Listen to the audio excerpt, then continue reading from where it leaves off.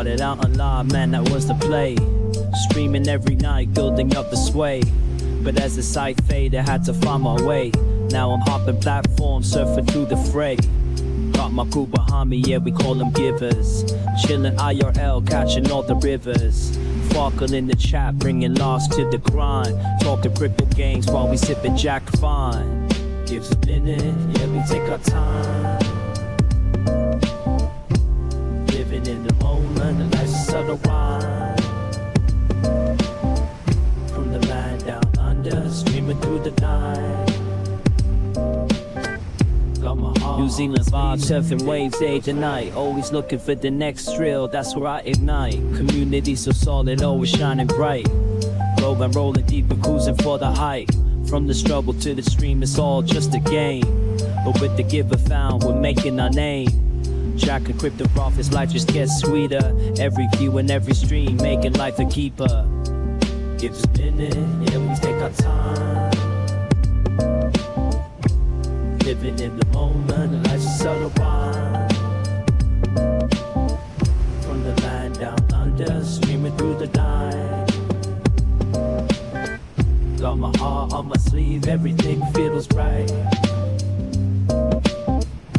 So here's to the journey, no regrets in sight. Each laugh and each tear, it's a beautiful fight.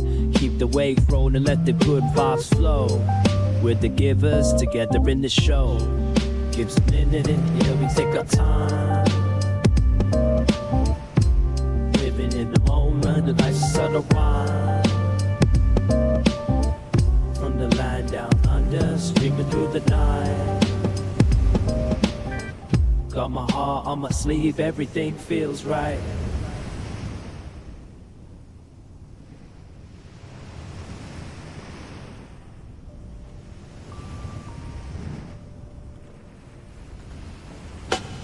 Script is how we play a game. From start to next time, chasing fame. With fear behind me, changing scenes. So through it and then living out the dream. Got my acoustic strong, curing and chill for cracking jokes. Go stop the thrill in the land of Kiwis. We ride the waves. Our road streams phone, no better days. Gives a minute, yeah, we take our time. Living in the moment, the life's a subtle rhyme.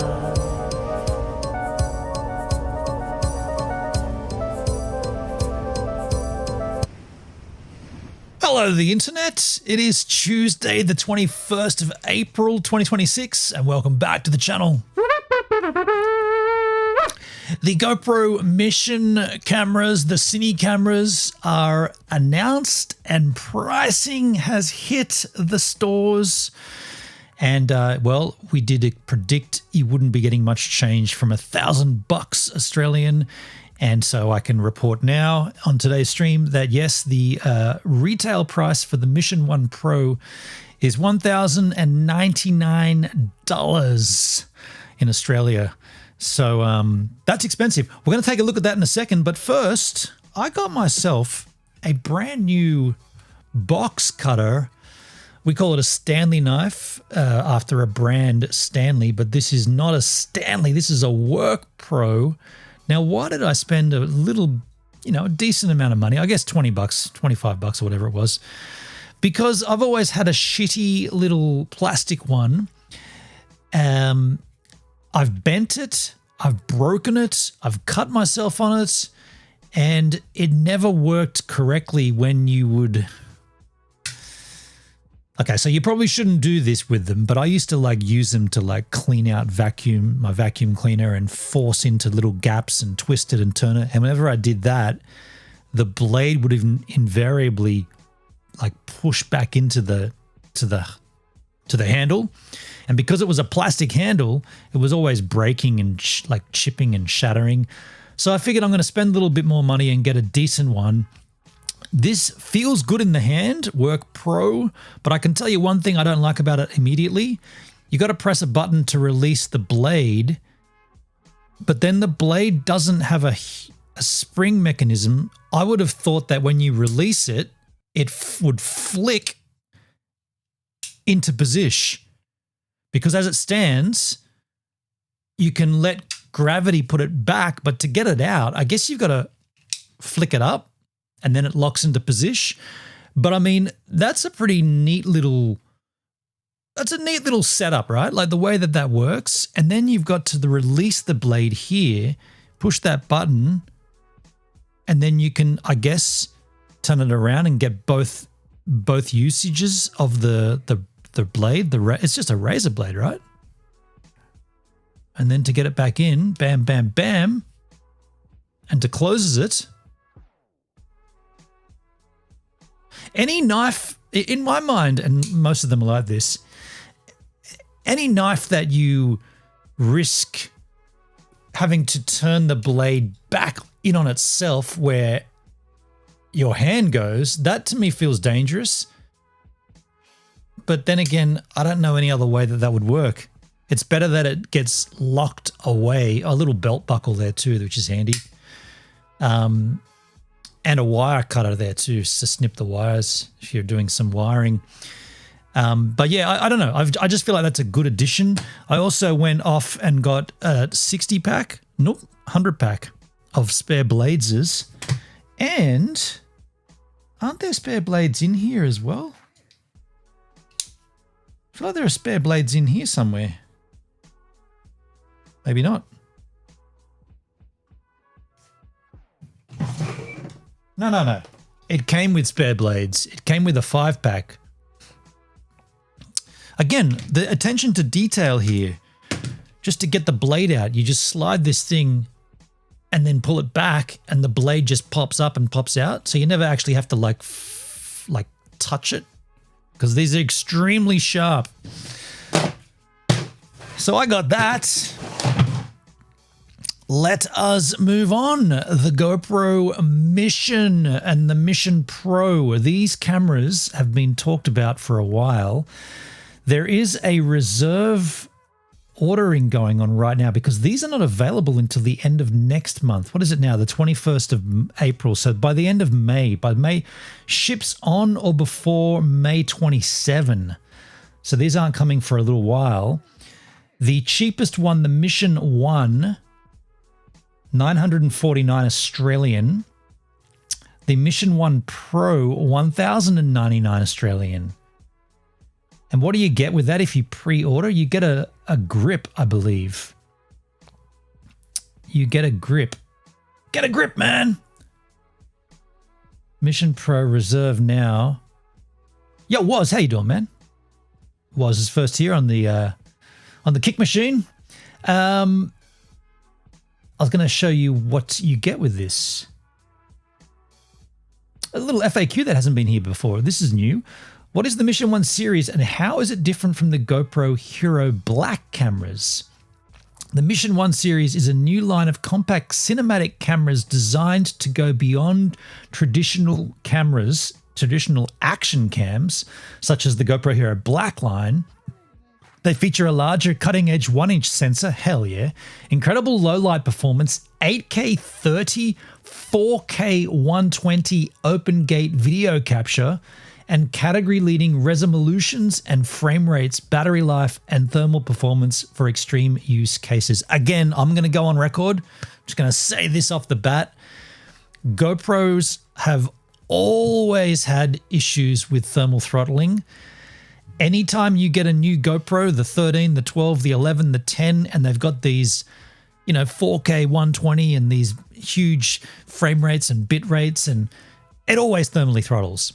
Not for me though, because I'm surfing with it, and typically that's considered cool water or colder water. So I've never had one shut down because of heat, but every YouTuber that reviews these GoPros puts them here's one right here, put them on their desk, press play, press record, they'll get like a thermal heat gun and they'll just measure the temperature of it and they'll have a clock next to it and within 20 minutes the thing will shut down. I do not understand how they've somehow managed to get an absolutely incredible sensor, a 1-inch sensor. They've managed to squash a huge bit rate out of it. I think it's 240 or something. The bit rate is insane. And they're now promoting 8K 30 and 4K 240 frames a second. No, 4K 120, my bad. And they're saying it's not going to thermally throttle. The Mission, let me just put that on record again. The Mission 1 from GoPro will definitely thermally throttle. As soon as YouTubers get them in their hands and start reviewing them, I can almost see it straight away within 20 minutes, probably even less. At 8K 30, I reckon you'll get like 12 minutes until the thing overheats. That's my call, but I could be wrong. They are the world's smallest, lightest, and most rugged professional-grade cinematic cameras made for filmmakers, creators, and aspiring enthusiasts, while Hero Black cameras are optimized for action sports. So you might say, dude, you're not going to get one of those, are you, Gibbs? You're not going to do it? I probably am. I'm probably going to get 2 of them. It's got to cool it somehow. Exactly was. She's getting expensive. These cameras, what they're... Okay, so there's a number of things to be considered. If I go and upgrade from the Hero 13 to the Mission 1 Pro, that's the one I'd be getting, the form factor, it's unclear whether it's the same size as this. I think it's a little larger. Just from what I can see, I think it's a little bit larger. Therefore, there's going to need to be a whole new array of underwater, well, the backdoor floaty, they used to call it, just called a floating device. There's going to need to be one of those for it. I'm not taking a $1,000 camera into the ocean if it's going to sink, right? It's got to float. So that's going to have to happen. And if you look carefully at the design of the, where's my mouse? Funny how I can disappear that quick. If you look carefully at the design, you see the button on top? It's actually not receding, it's obtruding above the surface, whereas these old ones, they didn't obtrude. They're flush, and so when you put them in, let me show you what they go in. When you put them in the floaty device, which is this guy, there's no risk. Oh crap, it's hammering down at there. When they go in here, it's quite simple to put them in. By the way, these are my daily drivers. I put the edge in first. Right, I put in that edge in first. And then I just push it down, and then it's in, and there's no chance that the buttons can get pressed. The one that you need to press is on the side and on the top if you do need them. So I wonder if the form factor is different. Is the form factor different? And if so, are we going to need new ones of these? Now, the reason I'm hedging towards maybe it not being any different is because... I'm doing this backwards. The reason I'm thinking it's not any different is simply because if you look closely at the graphic there, right on the edge is that door, the hinge door. Now, they've all got that hinge door. That door actually just comes right off. So this is not the door that they ship with.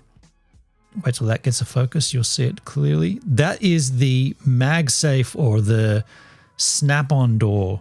This door is an easy charge port. Now, I don't think, I hope not. I really hope that the form factor is identical. By the way, you can take that off and then put the default door back on, or you can put this one back on. They just sit right in there. You don't want to mess that up though, because it is the water sealing mechanism, and my eyesight's not great. Damn, dude. My feeling here, yeah, that's it. Just hinges back on and then it closes. And the reason that's so rad is because then you never have to open your GoPro at all, because it just connects with the little magnet, goes to USB Type-C, and then you've got all your download and your charging, and you can format your SD card. So you never have to open. The problem with GoPros, especially with surfing, is that if you open them, no matter what you do, no matter how you take care of them, if you open the hinge, every single time there will get water in there somehow. If you use it like I do on the daily, nearly every day, eventually water will get in there, whether it be fresh water, whether it be salt water, whether it be a combination of both. Those hinges, they're designed to be used but not overused. So if you can manage to not open it, then you're already a step ahead. And I feel like with this device, with this concept, if they change the form factor and the door is bigger, then you're going to have to just get a new door, It's going to have to get another one, because I'm not risking it. Let's continue reading that FAQ though, because I hadn't seen this before. Do Mission 1 series cameras use the same batteries as GoPro Hero Black? That'll be interesting. If it's the same battery, it probably is the same form factor. Mission 1 series cameras use new high-capacity Enduro 2 batteries, which provide longer run times, improved thermal performance, and faster charging. You can use the Hero 13 Black, the one I've got, batteries as backups, but they will not provide the extended runtime and they won't support fast charging. Enduro 2 batteries are also backward compatible with Hero Black models. How is the Mission 1 series battery performance and does it overheat? Thanks to the GP3 processor, advanced hardware optimization, and the higher capacity Enduro 2 battery with fast charging, you'll get the longest continuous runtime and most dependable thermal performance of any GoPro. So they didn't actually say no. They're not saying no there. Some approximate runtimes include 5 hours at 1080p 30 frames in endurance mode, 3 hours at 4K 30, and up to 1.5 hours at 8K 30. Goodness gracious me. A few more? Is there more? Can my subscriber discount be... Can I use my subscriber discount to purchase a Mission 1 series cameras? Yes, you can. Subscribers take $100 off. Subscribers can take $100 off on a Mission 1 series camera after their first subscription anniversary, you skunks. So you got to subscribe for a whole year before you get $100 off. Are you serious? Now, does the Mission 1 series require housing? Of course, the ILS version will. No, the Mission 1 Pro and the Mission 1 are waterproof, right? The 20 meters without the need of a housing. The Mission 1 Pro ILS, however, is not waterproof. It's only weatherproof due to the interchangeable lens system and would require a housing. Why should I upgrade from the Hero Black to the Mission 1? The Mission 1 series is the pinnacle of performance for creators who want to capture cinema-grade footage anywhere on Earth. Upgrading... Woo! You got here first! Dale Skis. How you doing, man? And also Maddie over on the Pilled, man. How you doing, Maddie? Dale, welcome to the stream. So the pinnacle of the GoPro lineup, next level image quality, a massive 50 megapixel 1-inch sensor, an ultra efficient GP3 processor delivers category leading image quality and battery performance, unmatched versatility, experience mind-bending resolutions, blazing fast frame rates, and stunning low. All these things they talk of every single time, right? Every single time a GoPro gets announced, they talk about this. It does look sick though. And now that we know it's going to be about $1,000, what was it again? Mission Pro. They give you a free grip with that. Let's see.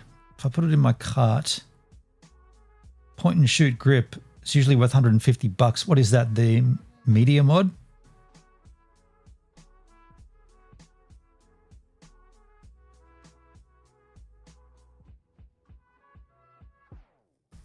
Well, you can subscribe for nothing. Interesting. 64 gig memory card. You need a bigger one than that. So I was wondering. I am wondering about the form factor. Let's ask the GPT machine.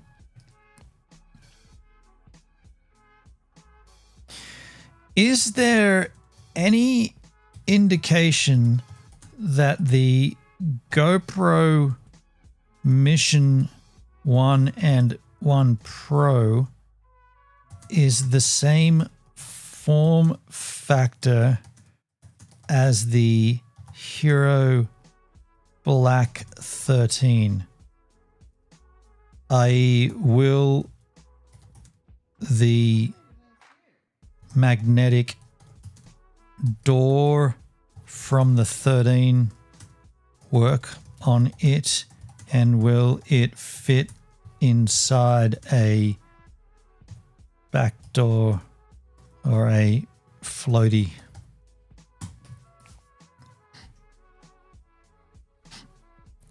Don't assume the Hero 13 accessories will fit. It's close, but not the same ecosystem. Here's the clearest picture based on what's come out so far. The form factor is similar vibe, but not identical. The Mission series, both 1 and Mission Pro, visually stick to the classic GoPro brick style. Some early coverage even says it's still in a familiar Hero Black form factor, but with different internals and proportions. Makes it a little bit chunkier than the original Hero style. Interesting. What is compatible? Batteries. The Hero 13 Enduro batteries do work. The mounting and fingers general mounts, they're still standard. Yep. What is likely not to compatible? The magnetic door. No indication at all the door system is the same. Definitely getting a new door.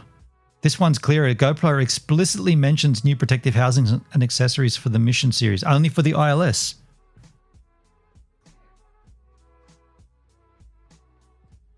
Interesting. It doesn't confirm, but it's kind of alluding to the fact that we're going to have to upgrade a whole bunch of our stuff, which is fine, I will do. But I thought that was just interesting. The pricing's come out now, and then another month goes by, and then you'll start to see YouTubers reviewing them. I'll probably wait another month or so after that just to see what these... There's always issues with the first ones, right? There's always issues, especially with a form factor change and all these upgrades. And I just want to see... I want to see what Danny Black does. No, I want to see what actual creative... Danny just... I want to see someone use... I want to see a surfer use one. That's what I want to see. But pretty exciting. You know what else is exciting? I'm starting work on an app for Valora TV. I'm working on an app. I'm developing now. What? I know, it's crazy. I got access to the developer module. I'm in there doing some shit with some testing and some back-end stuff, and I'm learning as I go. And yeah, the app that's going to be released, that when it does get released, will be free for everybody to use. And it'll be my first ever foray into that kind of ecosystem, making an app. Yeah, pretty psyched. Been busy with it today. Also, I didn't really mention this, but 2 things have happened on the Discord. Hendrik has come back to my Discord. Thank you, Hendrik. And I'm back in the DLive Discord. Goodness gracious me. Oh, can you believe it? I mean, I'm not going to harp on about it, but yeah, I'm back in there. And I thought it'd be funny just to make an announcement. And I just kind of said, hey, new phone, who dis? No fucking way. I know, dude. I know. I submitted a ticket outside of the ticket system. I submitted a ticket through the community portal on DLive, which is going away in 9 more days. The whole thing's going away on the 30th. And I got a response from Linda. Lovely Linda. And she has removed my bannage from the DLive Discord. And so now, for whatever it's worth, I'm back in there, boys and girls.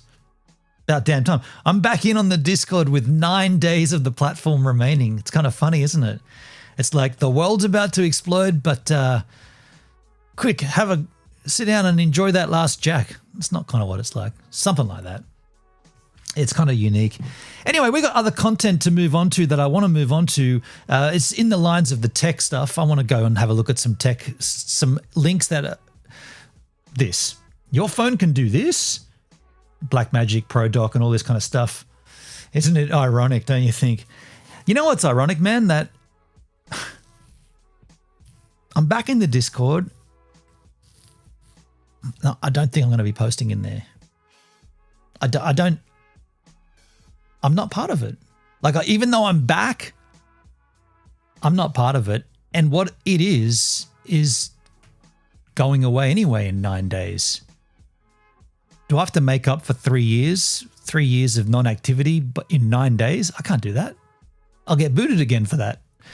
So I'm not as excited. Like, if I had got back in, I don't know.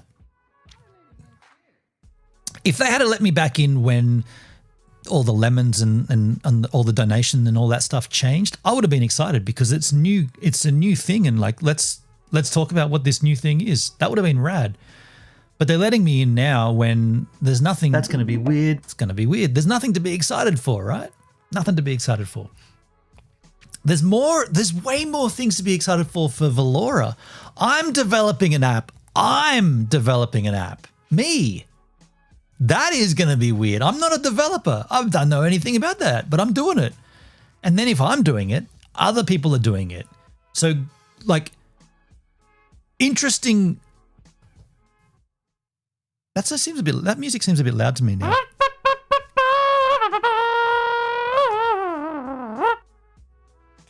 Thank you, man. And celebrating of your return, this trumpet, that's for me.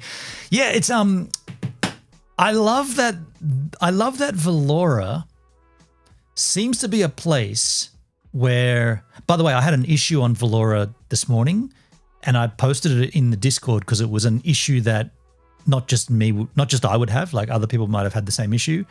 And that issue was fixed by Corey within 20 minutes. He's like, I think I know what that is. And he went and did some button activation or something. And he came back, said, check it now. And he fixed it. Now, I'm just saying, like, I know that sometimes things are easy to fix and sometimes things are hard to fix. But just being able to, and I just want to be careful about this, but Valora.tv is small right now. And so therefore, anybody that has an issue or any situation that pops up with Valora, it's kind of like you're going to be listened to because there's hardly anyone around. It's smaller, right? Again, though, that's the reason you should be there. That's why you should get in on the base and get and stake your claim and get your thing going. It's so small now that you can stand out. Exactly, Dale. It's similar to the D-Live early days in that regard. Totes, man. Yeah. So yeah, I'm happy. I'm stoked, and I'm working. I'm just frothing that I'm doing developer stuff because that's total geek. Like I've always been pretty good with computers, but developing, like app developing, me doing that, like. Actually, I shouldn't speak too loud. There's some similarities. There's some similarities. Yo, H-Man, I see Danny Black is already all over it. Have not clicked on it yet. Has Danny got a GoPro? Dude, we're going to find that. I'm going to find that. I'm going to go and get a coffee. I want to get a coffee and watch some Danny Black. I can't wait for Danny's 10 must-have accessories for the GoPro Mission. 10 must-have accessories for the GoPro Mission 1 Pro. 10 must-have GoPro accessories for the GoPro Mission 1 ILS. And then here's 10 things you didn't know about the GoPro 1. Here's 10 things you didn't know about the GoPro 1 Mission Pro. Here's 10 things you didn't know about the GoPro Mission 1 Pro ILS. You see what I'm going with that? I'll be right back, folks. Coffee, and then we'll move on.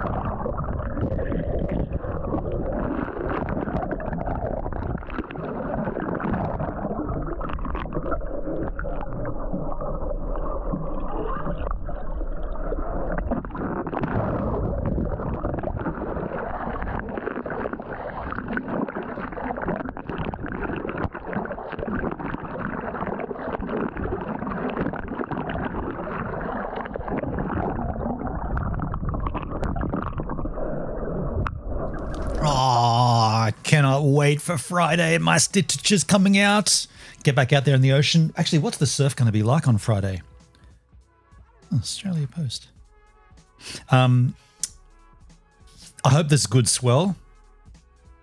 Is that music too loud? Oh, it's doubled up. That's why. You idiot. What am I looking for? Surf report. Hopefully Friday's on because it's been off for me for so long. Friday, ooh, it looks okay actually. Excuse me. Yeah, 0.6 to 0.9 of a meter and offshore in the morning. Ooh, it's offshore. Oh shit. It's offshore until lunch. Okay, Friday's on. Now, Hendrik, you said, by the way, second place is still available who hasn't claimed it on Valora. Get into Valora chat and claim the second place prize. What was that noise? I don't know. Hendrik, you said that Danny's already done some GoPro Hero 10 stuff. Let's take a look, Skins. Wait, this guy's already... DC Rainmaker's already got one? Oh, dude, we're going to watch this. This channel's rad, DC Rainmaker. He's already got them. Yeah, okay, well, definitely going to watch that, but let's look for Danny. Danny Go? Danny Black. Did you read my last few comments in the chat?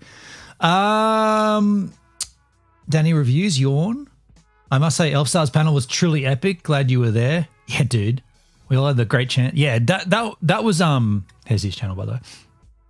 Yeah, I'll just pause for a sec. That was really cool. For Elfstar to dedicate a good 10, 11 hours or whatever it ended up being just to say farewell to D-Live. And the way he did it too, he made it, I mean, obviously he wanted to focus on his time on D-Live, but then there was more, this is the community that made D-Live so cool. And if you want to jump on the panel and tell us your thoughts, you're welcome to, which made it, that's what was the unique thing about D-Live. Let's be clear, right? Everyone on the panel made it special. Yeah, totally, man. Yeah. And I don't know, like it to me that stream wasn't like a, do you know, it took, so when I came on, that was a good 4 or 5 hours in, and no one had said, why is D-Live going away? It was all about, this is the good things we did on D-Live. These are the memories we have. When I got on there, I said, I'm going to ask a question that it doesn't seem like anyone's brought up yet, but why is D-Live failing again? What happened? And then we talked about what we know, which wasn't much. They haven't said anything. Basically like financial reasons, but I don't understand that. If old mate Justin's son, the honorable Justin's son, is at the helm of it, which we lead to believe he is, that guy's loaded. Like he paid what was it, $1.3 million to have lunch with Jeff Bezos? The guy's cash cow, right? So I don't know. I don't understand. Someone else I don't understand, Mr. Danny Black. Where are his... Oh, he's got 1 million. Nice one. Oh, shit, man. That's rad. He's got 1 million view video from 1 month ago. Congrats on that. That's sick. What is it? A robot lawnmower? Yeah, we see these all around the place now. Wow, that's pretty sick, man. 5-minute video. He'd be spitting that he didn't do that for 8 minutes. It's had 1.2 million views. That's pretty commendable, man. Where is the GoPro stuff, though?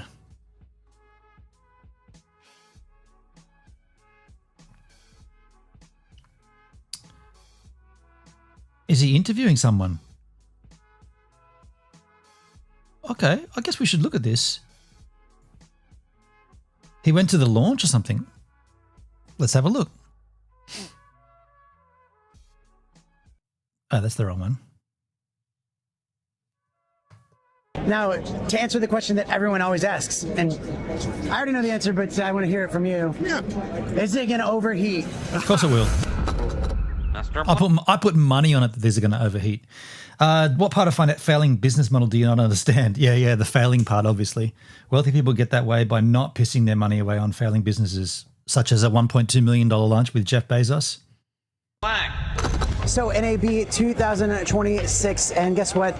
We are at the GoPro booth. They have their new Mission 1 series and ILS GoPros, and we're gonna be looking at the product and talking to some of the workers here and find out a little bit more about this new launch. All right, so we're here with Abe, and basically, if you've seen any GoPro video, this guy's done it, and they're awesome, by the way. They're so good. Thank you. Very inspirational. And can you tell us a little bit about the new cameras? We are debuting the Mission 1 Pro, the Mission 1 Pro ILS today. We're very excited about it because we've got, obviously... Okay, well, that kind of answers it. ILS today. We're very excited about it because It looks bigger. It looks bigger just there. Why are you so negative, Dale? It was Danny and Bannon who facilitated my ability to stream. I don't think Danny, Hendrik, Dale's talking about Justin's son. we've got, obviously, new sensor, 1-inch sensor, GP3 processor, kind of everything is new from the ground up, and we're, especially at GoPro, very excited about that because we know we've been living with the Hero cameras for a long time. So we've got this new set of cameras, and we've just been having so much fun filming it. I think if you see any of the content here around the booth, everything was shot on our cameras, the new Mission 1 line, and for me... Guy in a Buffalo, what is the streaming platform you're moving to? Dude, I am going to give you a link right now, man. I'm going to give it to you because this is important. Give me 1 second to bring you in.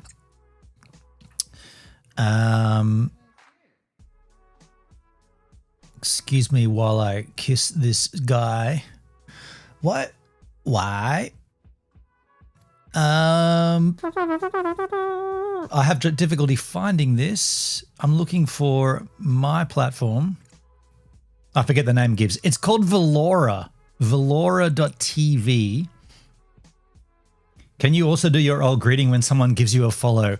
I have set up my old alerts to be triggered, but I am not doing that. I'm not doing that welcome spiel. You're on DLive. I'll put it in the DLive chat for you, man. That's a referral link. Now, I don't know exactly what a referral link does. Hendrik, you're on YouTube. I don't know if have you come across the Velora yet, Hendrik? If not, there it is for you as well. I'm not exactly sure what the referral link does. However, at some point in the future, if you have joined Velora TV via a referral link, you will be logged as having done that. And if there is some kind of reward for that, that's when that'll get announced. If you sign up without a referral, you won't be on any list. So my advice is to come on through via a referral link. I'm on Velora. Oh, that's right, Hendrik. You were saying you choose the YouTube because you can dumb down the quality, which is respectable. I forgot that. I have already logged that in. It sounds crazy, man, but I have raised that already. I've already raised that as part of the council that I'm involved in. The non-paid council membership with Velora TV. I've brought that up already. Now, where are the other viewers coming from? DLive. Oh, there's viewers in Kick. Yo, Kick. Check out that referral link, Kick, in the chat, in the chit chat. Come on over to Velora. Benon, you're the right man for the council. It's been good so far, man. It's a bit quiet in there. But I tell you what, and again, I do my best. I'm the best version of myself when I'm busy and I've got a project, I've got something to work on, something to look forward to, like an end goal. I'm very structured like that. The Virgo in me, I need definition and I need a goal to strive for.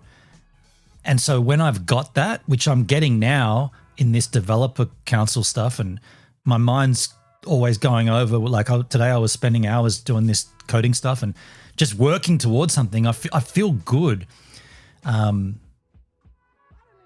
Yo, Doug over on the kick ski. Hey, Gibbs, great day here. 26 degrees. Dude, it's cold as here, man. What is it? It's 18 right now. I'm still considering it myself. I don't know if I have the free time or desire. If you ever, you don't, Dale, so you can come and go. You don't have to stay. If you join up and it's not for you, you can eject. No problems there. The thing is, if you've ever had a good idea or a thought, which I know you have had for a site, or for somehow you can make that site better, this is the way to have that heard. Now, you also have me. You can funnel that through me and I'll go in on your behalf and make that thing heard. If I believe in it, of course. If you say I want to change the name of the site to Bold TV, I won't go in and bat for you for that. But if I commit to something, I want to be all in, if that makes sense. That's the same with me too, yeah. And my data is low. I might have to drop to 360. Yeah. And I've requested that, or at least it's in there anyway. Okay, Danny, what you got? Just being at GoPro for so long, it's really nice to see us with some new technology, new sensors, good low light, amazing photo quality. And yeah, I mean, we've got new OLED screen on the back that's bigger. Basically everything is new from the ground up. It's basically everything that people have been asking for a long time. Yeah. The amount of times I've seen 1-inch sensor, when is a 1-inch sensor coming? Yep. And knowing on the horizon, Oh, yeah. and I know, and I'm like, just gotta wait a little bit longer, but it's finally here. That's available today. Yes. Order it today. You can order it today, and it will be available May 27th. Cool. But you can order it starting today. Awesome. And yeah, we will definitely be testing that out here on this channel. Back to doing GoPro stuff. Yeah. Yes. All right, now we're here with David, an Australian dude that lives in America, and you've got the Cool. I saw they had the new Insta Luna. I didn't know what that was, man. The Insta Luna. Danny is better with interviews than that British yeller from yesterday. Yeah, I think you didn't. You left on that, didn't you? You didn't like that guy. Yeah.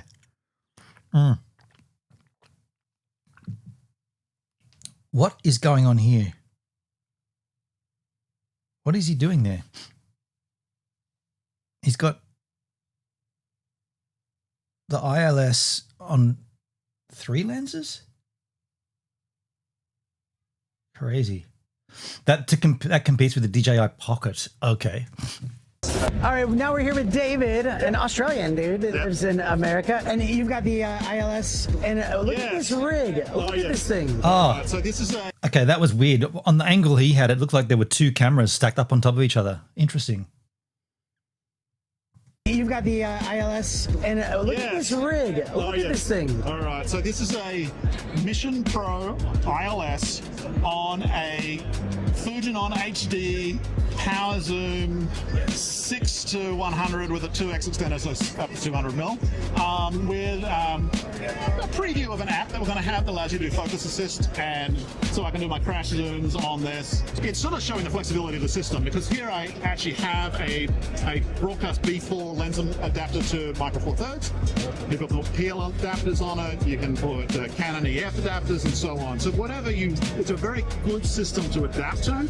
So you can use kind of any lens you'd like. Then I thought, let's see what is the most wackiest zoom I could possibly put on this. At that point, they're just doing it for shits and giggles, right? Because like all of that stuff, and then you've got a GoPro at the other end of it. You wouldn't have all that stuff without having a body to attach it to start with. So you probably got a DSLR or a Micro Four Thirds ready to roll. But that is interesting. I'm not going to deny that. Look at Danny's face. He's like, yeah, this is a bit over the top. I ordered a Pocket 4 to replace a bunch of old gear that I think it arrives end of the week. Should be nice camera. Oh, nice, man. Hendrik, you left on that video. It was impossible. That video was, we're talking about the Hung Sheng Bay video from yesterday. It was pretty difficult to watch, but I was stoked that we did watch it because we've been there. And yeah, so it allows me to get the creativity of what this is kind of a throwback, you know. I can show you because the camera is just that big. It's tiny. Oh yeah. And then I just go, snap, click, it's on. And then you have the phone. You're using the phone as the monitor.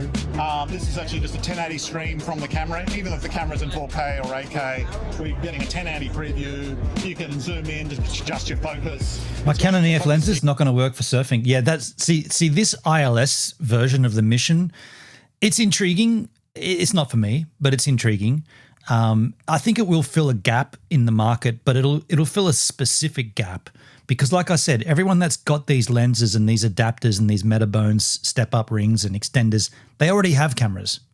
It's very seldom you find someone with those lenses that doesn't actually have a camera for it. Now, you might say, well, what if they want to upgrade their camera?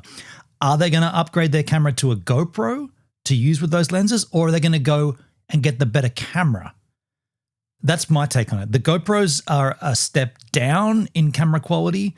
The lenses that people are going to marry them up to are a step up. This is going to be one of those things that's going to be fun and intriguing that it exists, and it just shows that now technology is getting so interchangeable because let's be clear, the camera quality coming from a GoPro and the camera quality coming from a cell phone is getting almost as good as a DSLR, right? In many different, it's weird. I can still spot what's been shot on what. I can pit like if you show me a photo from and these are still photos now, not so much video, but I can see a still frame from a 5D versus a still frame from the 1DX, 100% guaranteed. So there's people that can do that with the videos as well, but it's getting narrower. Like that gap is getting a lot narrower. Yeah, I applaud GoPro for doing this, and I'm definitely very interested in picking up the Mission Pro for surfing. But yeah, I don't know. It's just that weird. It's the weird time in history where everything's converging. How much is that one? The ILS is the dearer one. There actually wasn't any price on it. The Mission 1 is the dumbed down version. The Mission 1 Pro is about 1,100 Australian, and the Mission 1 Pro ILS, interchangeable lens system, that's going to probably be around about, I'd say about 1,300, just because it hasn't got a lens on it, but it has the lens mount. So it's the same camera with a different mounting setup. Shout out to Suki. Yeah, Suki takes some rad photos. And other sort of a focus and sensor type stuff. To answer the question that everyone always asks, and I already know the answer, but I want to hear it from you. Yeah. Is it going to overheat?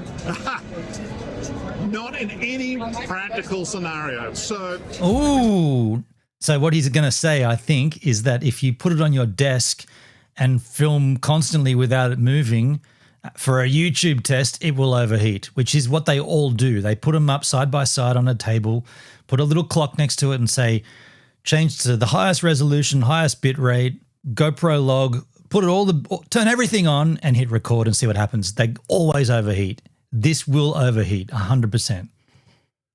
Perfect example is that you can try to overheat it. You can put it on your desk and you can run it in 4K 240, and you can do that for about 40 minutes before it will. Oh, really? Yes. That's only other That's pretty mode good. that it will. What about 8K 30, dude? You went to 4K. This does 8K 30. That'll get you about 12 minutes worth. But then again, for me, this is why it's never really fazed me, and I've always marveled at those tests, thinking this is pointless. Because they're a surfing camera. They're literally made for surfing. The GoPro was made as a surfboarding camera. Most of the time, not everywhere, but most of the water in the world is cool. So you never have a surf camera overheat. I've never had a GoPro overheat from surfing. Around 40 minutes is 8K 60. But what did he say? About 40 minutes, did you say?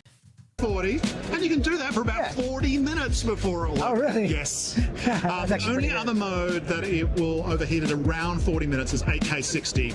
So again, with no airflow, with a little bit of airflow, it will, and only like we do our testing at 77 degrees, not in like real air-conditioned environments, so it's slightly warm, and it will run until battery life if you give it any airflow. So even at 8K 60. You heard it there. You heard it here first. So that's exciting. That's true, because also just thinking about that, if you're not surfing, you're moving. So GoPros, they're not meant to do this, what I'm doing, like sitting up there as two reverse cameras and shit. Oh, by the way, I can swap out those cameras too.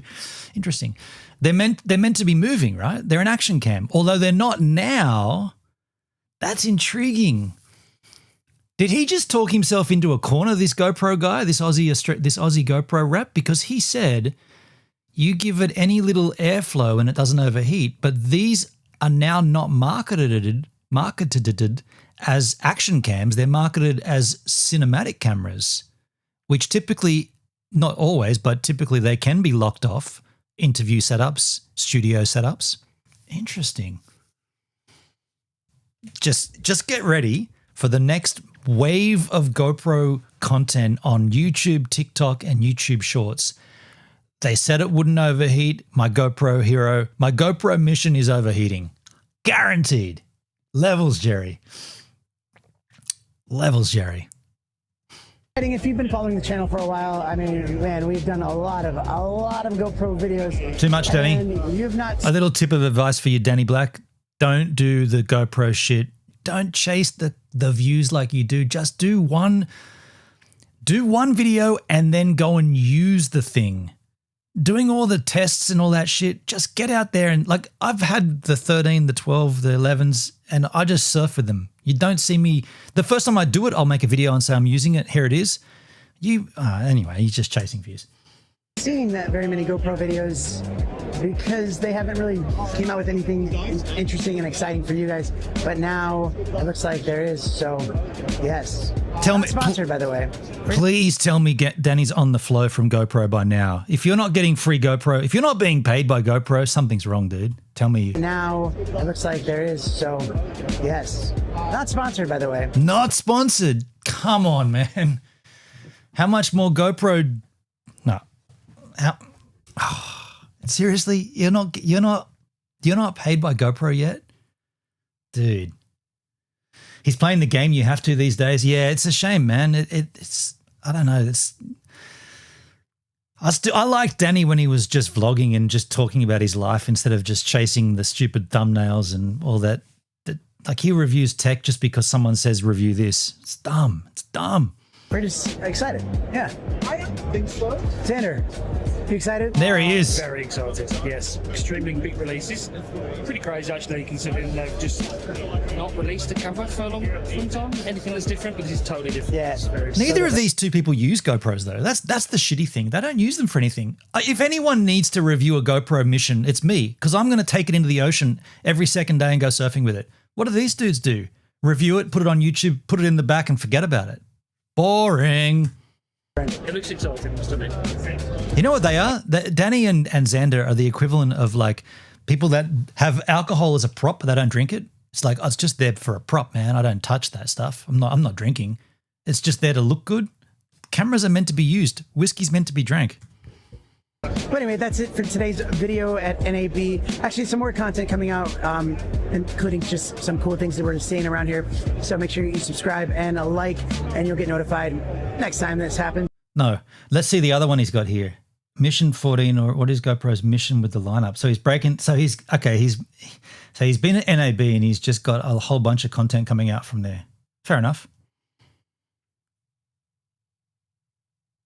People really want to see, just for fun, what this can do. Like, can we get a shot of the GoPro, like behind the GoPro? Let's super fun.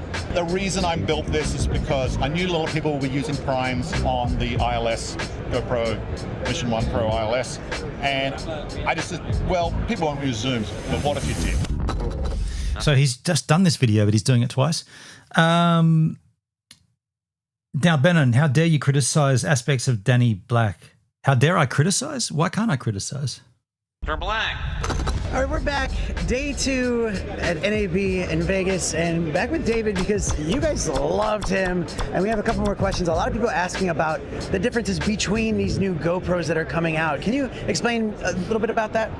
Yeah, it's actually easiest to start with the middle line camera, which is the GoPro Mission 1 Pro, because that's got all the premium features. That's got the 8K 60, the 4K 240.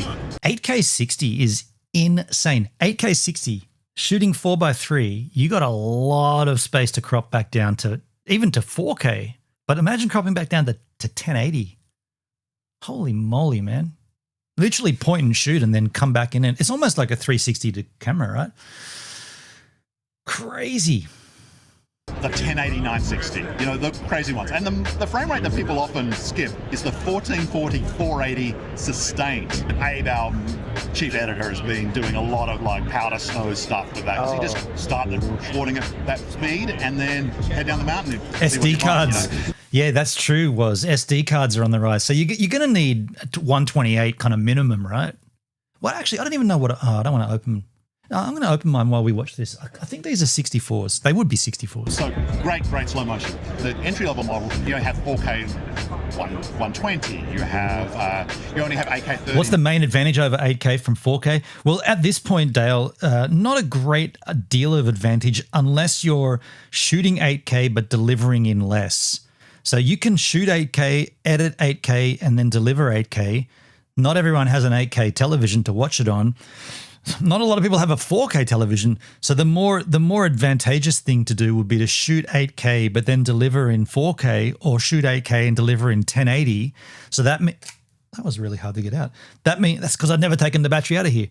That means that you have a whole bunch of resolution to choose what you want from. So let me just get off there for a sec. So if you shoot 8K, how can I explain it? I won't use that. What have I got to explain that with? Something flat. If you shoot, let's say, if you shoot 8K, right? That's kind of got a good little crop in it. It's too small there. This is your frame of 8K. If you shoot that, but you're only going to deliver it in a timeline that's this big, that means you can move this timeline anywhere, or this frame anywhere you want, and maintain the best aspect, right? So like, let's say I'm shooting surfing and I'm shooting in 8K. And I've got a great barrel from the front-facing camera, the board-mounted camera, but it was angled slightly down, and the actual center of the frame is pointing too far down. Well, I'll just cut the bit from the top of the frame, and that'll be my framing, because I've got all this extra real estate that I'm not going to be using. The other advantage is that the higher the lower the frame rate. This is what they do with these cameras. Every time the frame size gets bumped up to 4K, it went from 1080 to 2.7K to 4K to 8K. Every time it goes up, the lower ones get the faster frame rates. So he was saying, I think he said something like 10, what was it? 10, was it 1140 or something? 1140. It's right on the screen somewhere here. It's probably moved over, but there's an insane frame rate for 1080p. Now, if you want ultra slow motion, I think it's 32 times slow motion, 32x. If you want that, you got to shoot in 1080p, which looks a little bunk when you upscale it to 4K, or you could just deliver it in 1080 and then hope people have televisions that upscale with a better tech than whatever the upscale that you do in I use Final Cut, which seems to work okay, upscaling, but that makes sense. Yeah. Isn't the most the human eye can see 6K? I heard it's less than that, dude. I heard it's the most the human eye. I heard the human eye can't resolve any more than 4K, not even up to 4K. So I look, once these arrive, I'll probably shoot once or twice in 8K just for shits and giggles. Then I'll drop back down to shooting 4K, and that's what I'll stick to, 4K 120. No, 4K 240. Are you kidding me, dude? It's going to shoot 4K 240? That's insanity. I'll take that. I'll take 4K 240. Crazy, man. Let's keep watching. AK60. I'm going to see what SD cards I got in The here. Pro adds the open gate 4x3 AK. So the Pro is for those who are really aspiring to do some over crazy frame rates or using the open gate rad. AK. So those are the real reasons. These are 128s. I got 128s here. So I don't even need to upgrade my SD cards. Yeah, sick. I don't know if you'll be able to see that. It's so small. Definitely have to get a focus on it. 128. I'm pretty fortunate for that. That's a fortunate mistake, or a fortunate. When I bought these a few years ago, I was like, I better get the bigger ones, and I'm stoked I did. But the Mission 1 is a fantastic camera, and in some ways the Mission 1 is for the next step up for a traditional GoPro user. So it's like a kind of a Hero 14, but they're not going with a different. They're just going with a different name. The bigger sensor, the bigger glass, the way longer battery life, the all improved thermals that we joked about just a moment ago. It's so much better. It's just, it's not like a generation step for a GoPro. It's much bigger than that. Yeah. So that's the Mission 1. The Mission 1 ILS. We're at NAB. Wait a second. Did Danny just lie about this? Didn't he say this is day 2? Vegas and back with David because Mr. Black. all right, we're back. Day 2. He said day 2, but then this guy just said we laughed about the overheating. That was on day 1. The all improved thermals that we joked about just a moment ago. The all improved thermals that we joked about just a moment ago, but that was yesterday. Do you reckon Danny lied about this and just he's been there one day and he's making 2 videos out of it, calling it day 2? How would he have gotten... Oh, he waited to get these comments 5 hours ago, 7 hours ago. Interesting. Why would he do that? It's so much better. It's just, it's not like a generation step for a GoPro. It's a much bigger than that. Yeah. So that's the Mission 1. The Mission 1 ILS, we're at NAB, and yeah, this crazy configuration has created a few, definitely. Smart move. It was a joke move, but turned out to be a smart move. It just shows how flexible this camera system is. People who are doing reality television. He had a different shirt on, did he? Danny did, or the other guy did? Danny did, yeah, true. Yeah. Yeah, I don't know. I'm just super alert to I've caught Danny lying before and I'm just alert to it. And cinematographers who need B and C cameras, but they've used the GoPros reluctantly in the past. GoPros are the best cameras for these sort of things, and they're used everywhere. And when I say reluctantly, is that they want to have more control over the camera. They Fine line with SD card prices. The depth of field. They want to have more creative. You got a control. 1 terabyte SD card? Wow. And an audio player. The rest I usually use 128, 256. Danny does not do new shirt day, NSD. Yeah, there's a new shirt day. They're great cameras to hide around the environment, whether on Survivor or, whatever. The reality true. show. Yeah, true. And now they will be able to set a different lens to be able to choose what part of the scene that they want to tell their story. And still have a rugged camera, still have a camera. Now, they're already using lots of GoPros. Now they're going to be using more of these. And one thing that every one of our modes, except for that crazy 960, all available 10-bit with new GP Log 2. So that we don't have as many lockouts that we used to have. You may remember occasionally you would choose a mode, I can't do that. I put the macro lens on. Oh, now I don't have this thing. Yeah. Someone had a question that was like about the autofocus. Well, yeah, we chose to go without contacts. So we're only using our manual, because we're not doing a photocentric for this. So this is definitely for a cinematography tool and a great camera to put. You would typically turn off if your lens had an optical stabilization. You only ever want to use that for photography. You don't want to use it when the camera could potentially be moving because it doesn't behave well. So you generally turn those things off. So yeah, so it's a manual focus only on that one, which is interesting for the cinematic things. That'll impress Nicholas Cole. I remember editing many hours of GoPro footage when I was working in Amazing Race. That was generations ago.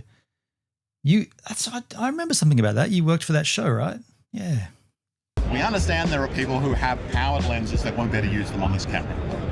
I understand their disappointment. But we would not be able to deliver this camera with autofocus in the time that we are, and then for the cost that we're delivering this thing. It is a move that makes sense for the markets we're going after, and if there's a lot of interest in having an ultra small form factor micro four thirds with autofocus, that might be our generation. So it could be something in the future. It's not for this camera though. This is not the market we're going for, and I understand the disappointment, but then there are others who react to this and go, what? I don't want that. But they could use their autofocus lens, but then put it in manual mode. If the lens doesn't require power. Okay. There's hundreds of lenses that are just manual.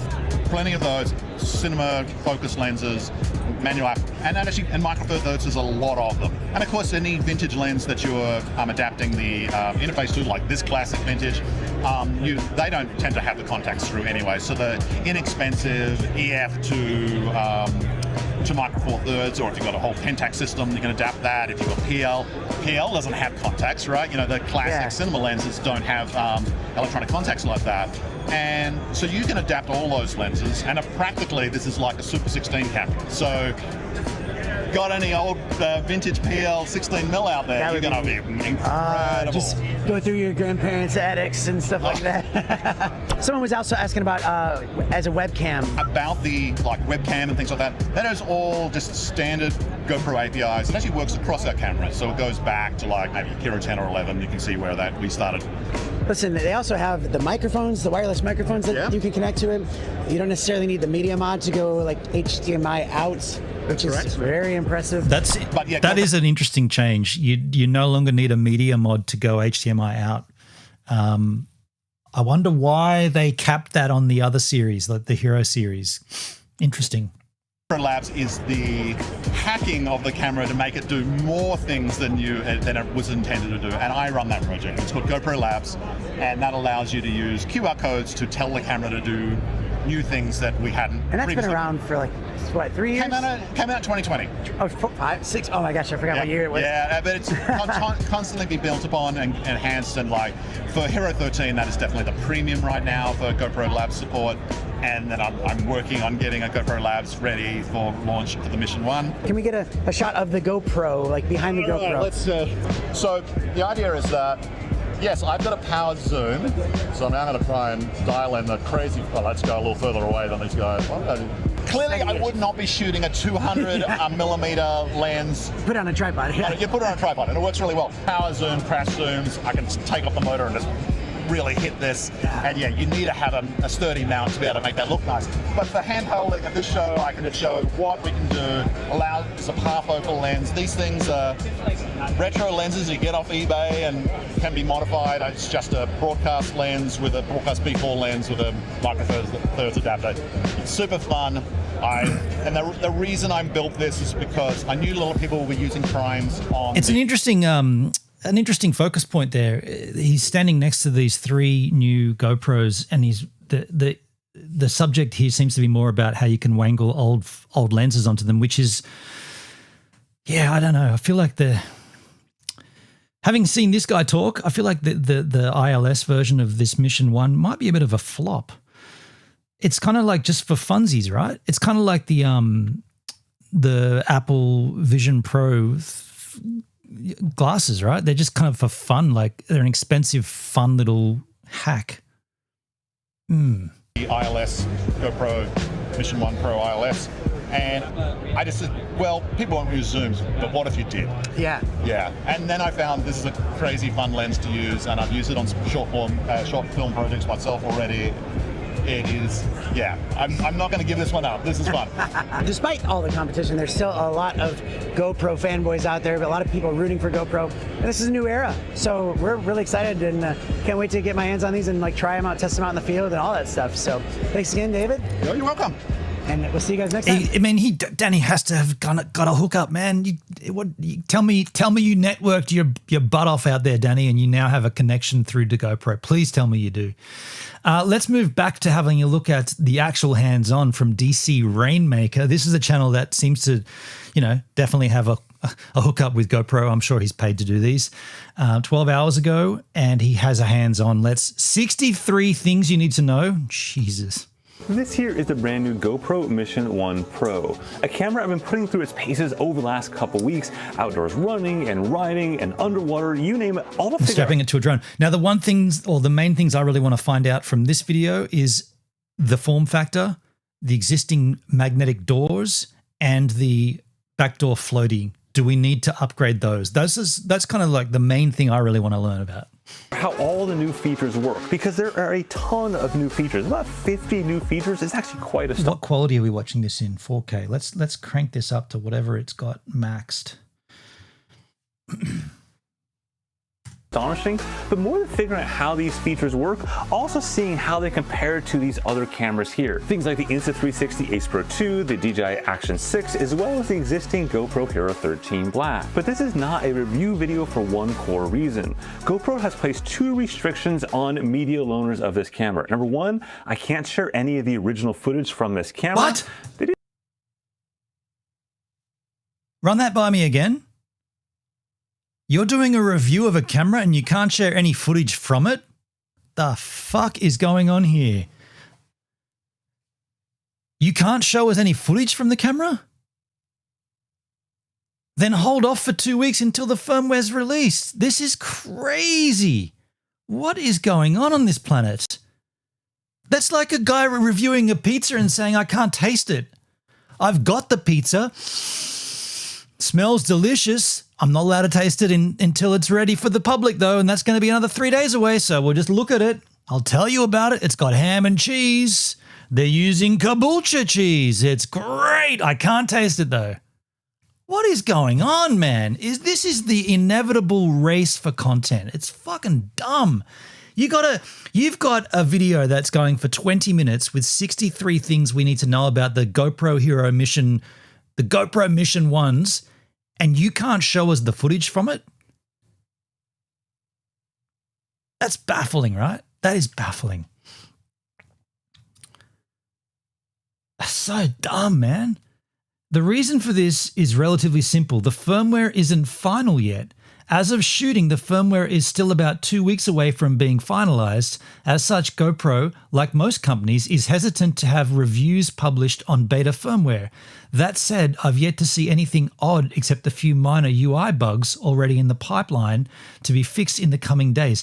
Are you saying the firmware that controls the bit rates and the quality of the image, or are you saying the firmware that controls the interface on the camera? Maybe I heard that wrong. I hope I heard that wrong. What did he say exactly? A review video for one core reason. GoPro has placed 2 restrictions on media loaners of this camera. Number 1, I can't share any of the original footage from this camera. He said that right. He can't share any original footage from the camera. Look at his face. He's screwing up like it doesn't make any. It doesn't make sense, dude. This does not make any sense. But you know what it does do? It allows you to make another video in 2 more weeks' time when the firmware does get the all clear, and you can go ahead and milk that algorithm once more. That's why you'll see so much of this shit on your timeline. It's fucking dumb. Didn't say I couldn't share the back of the camera, but that aside, you can't share the back of the camera? Footage from this camera.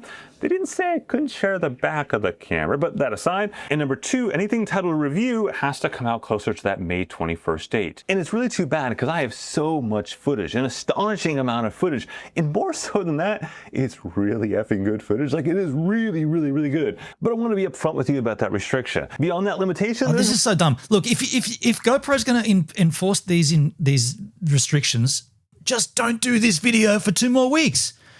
The trouble is that this is that fight. This is Jay Boston and what was his name, Luke, fighting for the shark viewers, right? I've got the video, you've got the video. We need to somehow get it out there immediately first to get the viewers to watch my video first. We're not watching. It's no longer about the actual content. It's more about who does it first. This is a video about the new GoPro, and he's not showing us any footage from the GoPro. He's the only one that's got one, but he's not allowed to show us any footage from it. So therefore, don't do it until you can do that. It's mind-boggling, right?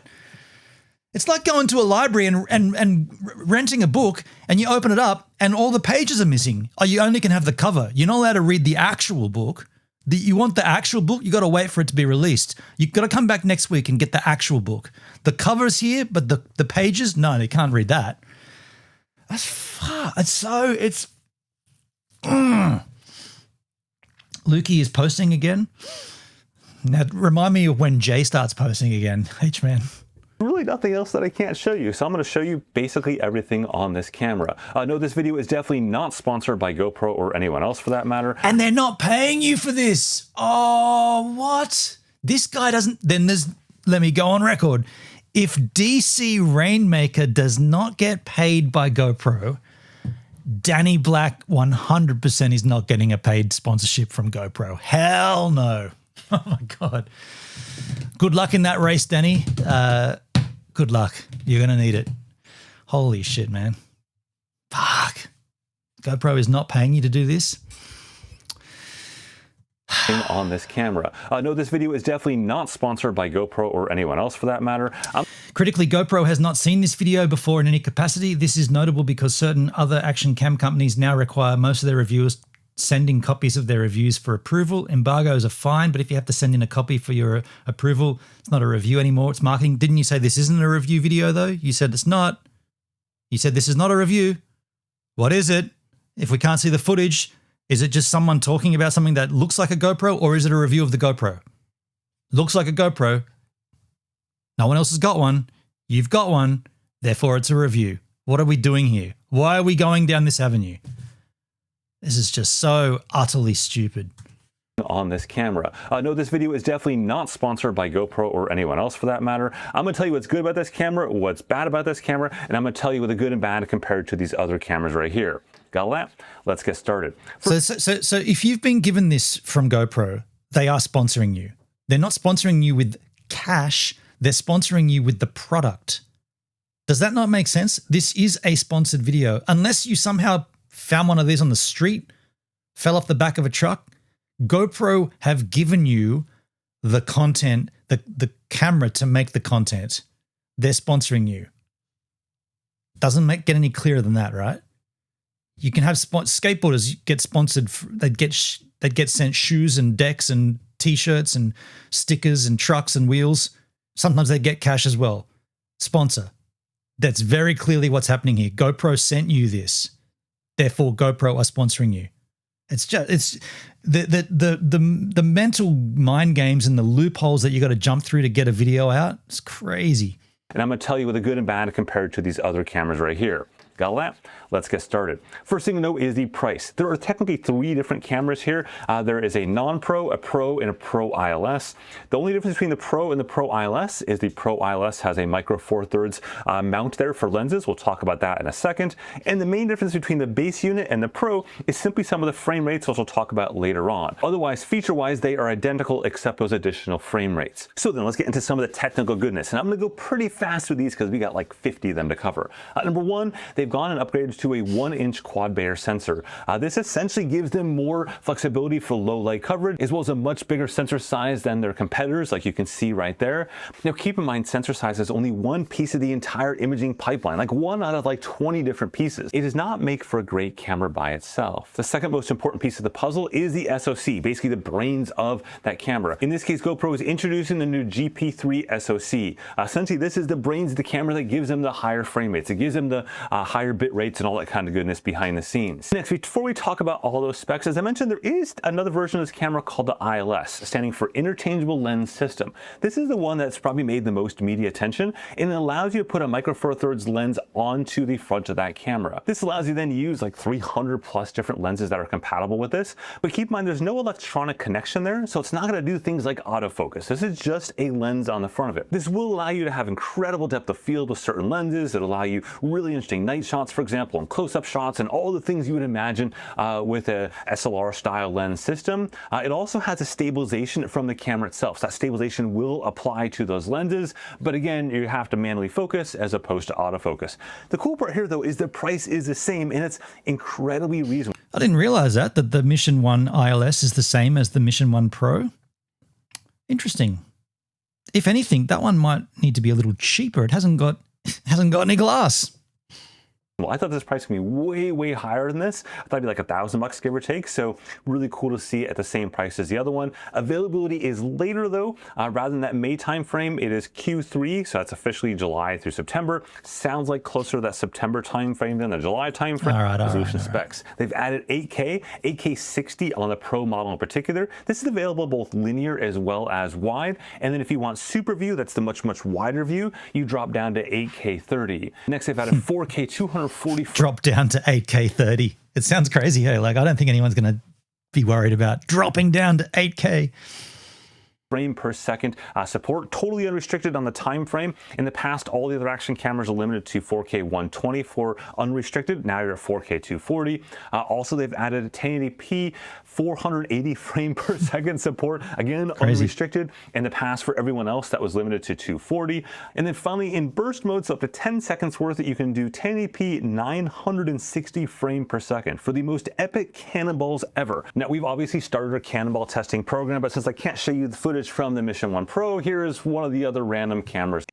But more importantly, just watch the video all the way through. That's the only thing the YouTube gods care about. New low light dedicated mode, which is really, really impressive. This is basically supported for 4K 60 footage, so you can't use it in 8K, whatever you want, but it's for 4K 60, and it's in the same general class as the low light modes that you would see on the Insta360 Ace Pro 2 and the DJI I'm good on 480p, Hendrik. And now, this is really where that comparison footage would be handy to be able to show you exactly the differences there. But since I can't show you the footage, just check out the back of the cameras right here. In particular, note the GoPro Hero 13 Black down at the bottom there. It makes it look like it's just completely dark out. Now, GoPro has long struggled with low light footage, and this finally seems to resolve that. Next up, GoPro's added an open gate mode setting. Now, the thing to understand about open gate mode is it simply means you're shooting the entire sensor. That's all that term means, nothing more than that. And here's the kicker. GoPro's had an open gate mode for like 3 generations of camera now, like a long, long time, well before DJI added open gate mode in the last version. But what GoPro essentially heard was that people didn't think GoPro had that mode, and so they wanted to make it clear they have that mode by simply creating a custom mode called open gate. Otherwise, you could have always just made your own open gate mode and did the exact same thing. Next up, GoPro has increased the bitrate to 240 megabits per second, which is pretty astonishing. You still have the existing options there, by the way, for standard and high. If you don't want that level of bitrate, those are still there. And I'll talk about even higher. Funny, when would you not want that bitrate? I want to deliver it in less quality. I don't want as much definition between the blacks and the darks and the shadows and the lights. I'll just go back. I'll just go back to having a shitty looking image. Yeah, cheers. Bitrate later on in the video you can enable as well if you want to. They've also added a new GP Log 2 version, so that is different than GP Log 1, which is on the Hero 13 Black. Essentially has a different log curve than the existing one, so they are not technically interchangeable there. Note that you still have the separate flat color option if you want that, versus the dedicated log option. And of course, note that GoPro still has the 10-bit recording option like they've had for many, many years. That is here as well. Next, moving away from resolutions and frame rates for a second, they've added a subject tracking mode. Basically, you can enable this and it tracks you as a subject, similar to what DJI and others have done for a couple years now. This is mainly when you want to put the camera in a static position and track that way. I'll do a separate video on that down the road, That's but a for bit now, weird. just understand that exists. Now, as you're looking at the back of the screen there, you may notice it's bigger. It is now a 2.59-inch display, up from 2.27 inches, which is basically 14% larger. Also larger is the camera itself. There's no getting around that. It is a little bit larger than the Hero 13. Okay, here we go. Okay, so it's going to have... Okay, it's going to require a separate floating device, obviously. I wonder if that gate, that door, it looks a little smaller, the door. I'll have to wait and see. Black. It's also a little bit heavier than the Hero 13 Black, as well as all their competitors. That seems to be the general trend of all these companies right now. It's essentially you have 2 lines of cameras. One is their big, more powerful camera, and one is their tiny camera. Right now, GoPro's tiny camera, the GoPro Hero 4K Lids, or 4K, whatever version you want there, isn't all that great from like an image quality standpoint. I would assume probably sometime this fall we'll see a new tiny camera from GoPro to fill out that lineup. But right now, the general trend is having a big, heavy camera and a small camera. Next on the hardware, you'll notice that the buttons are all changed. The button here is a much higher button in the past. Same goes for over there. Allows you to simply find it and use it easier, especially that side mode button right there with gloves and stuff like that. Also of note, if you look very, very carefully, if I find it right there, you can see through the button, right? You can go underneath it. It's called an equilibrium button, and that allows water to flow underneath the button itself. So in higher water pressure scenarios down deeper, when you press this, it doesn't get stuck. Now, why might you care about that? Because they've increased the water resistance down to 20 meters from the previous 10 meters it had in the past, so it allows a little bit more depth if you want it there. There is no depth gauge in this camera though, like there is on DJI's camera, which is a little bit of a bummer. Oh, and before we talk about some of the depth stuff, note there also is a lens hood right here. This comes off if you wanted to. You can put it on. There's like little tiny things right in the front that you can see there that kind of keep it in place. Whoa, that's going to fling off in the surf, surely. That ain't going to last, is it? Holy moly. So far, I haven't lost it. I expect to lose it at some point. So I haven't decided when I'm going to leave it on there versus when I'm not. But so far, it's stayed put in the last couple weeks. Now, I guarantee that'll come off first duck dive. It'll be like, where'd that go? Ah, it's gone. Though is they've added new modes. This is different than the past. In the past they had were essentially shooting modes, but you couldn't disable them. You had to delete them if you didn't want them. So now you can enable and disable those modes so you can save them away for later. A good example of this is I did a race this past weekend and I wanted just 2 modes on there, right? A wide super view mode and then I wanted a linear mode. I didn't want all the other modes to accidentally like enable photo mode or time-lapse mode or things like that. And now you can do that. You can just disable those temporarily and then re-enable them later on that night When they say disable, does he just mean take them off the carousel there, and then you got to re-add them when you want to see them maybe? I want to shoot some star night coverage and stuff like that. Also, what's cool in these modes is you can apply a custom setting change to all modes at once. So if you want to change one setting and have it apply to all of your modes, you can do that, or apply it to only one mode. The next thing, they've added a new sport POV mode. This is kind of in the same vein as what they did on the GoPro Max 2 camera. Here what this is essentially doing, it's looking at the accelerometer data, the gyro data from inside the camera, and when you have a vehicle or something that goes around a sharp turn, it better accounts for that sharp turn so it doesn't do any funky stabilization that it might have done in the past in terms of maybe cropping in too much or shifting incorrectly or things like that. So it's designed to kind of counter high-speed churning type scenarios from a point of view. The other thing they've added is a new diving mode. So using this out the last couple of days here, this mode is really designed for deeper depths than just kind of the shallow snorkeling freediving we were doing right there. But essentially it's going to go ahead and tweak those colors automatically so you don't have to have a filter on the front of the camera. Next, they've added a motion blur option, similar to what we saw with the GoPro Max 2. Now the next change is on the battery, and there's a lot of interesting changes here. This is a new GoPro Enduro 2 battery. Cool part, this battery is interchangeable with the Hero 13 black batteries. In fact, GoPro said that when they were designing the Hero 13 battery and changing it from the previous Hero 11, 12, etc. batteries, they knew they were going to take some heat for that, but they also knew they were going to be able to hold it long term into this camera series. Now, this new battery is bigger than the past internal capacity wise, so it's 2150 milliamp hours versus the 1900 of the past. It's also bigger than all of their competitors. Now, the cool part again is you can use a Hero 13 battery in the Mission Pro. You won't get quite the length of battery durations because it is technically a smaller battery. The new battery is 2150 milliamp hours versus the old battery is 1900. If you put the old battery in, you're going to see it just says Enduro 1 battery, older battery detected, like there on the front like that. But it works just fine. Likewise with the charging, you can go and use any old charger or new charger. Just thinking about that lens hood, if the lens is a fixed, like it's not an interchangeable lens on the Mission 1 Pro, why didn't they just make the lens hood part of the lens? If you're never going to be able to change that lens anyway, the lens hood should have just been a part of it as well. But the new battery is much, much faster charging, like astronomically faster charging. You get from 0 to 80% in 20 minutes. And then the remaining 20% kind of depends on the temperature of the battery. So you're looking at another 20 minutes roughly to get it up to the very top because it slow charges, trickle charges like most companies do the last 20%. If it's a lot hotter, you know when that'll come in handy? When I've come back from a surf in the morning and I'm dumping my footage and starting the edit, and then I go back and check the ocean and it's still firing, and I'm like, dude, I'm going for an afternoon surf as well. I'll be keeping an eye on those GoPros, making sure they're charged up before I go back out. That's cool. Slower. If it's cooler, it might be a little bit faster. GoPro notes though that the reason their batteries are going to take a little bit longer to charge than their competitors is because they're simply bigger batteries. Like it's a factual reality of the size of the battery. But having used these batteries over the last weeks, getting to that 80% in 20 minutes has been a game changer for me compared to like the 2 to 3 business days of the past. Also game changer is just how long the batteries last in the real world. Here is their official battery chart right there showing you all these. Now look, aspect ratio 4:3, so that's the open gate, 4:3, 4K and 8K, top and bottom of the chart. With airflow, so with airflow, if you're shooting 4K 240, 73 minutes in 16:9, 19:6.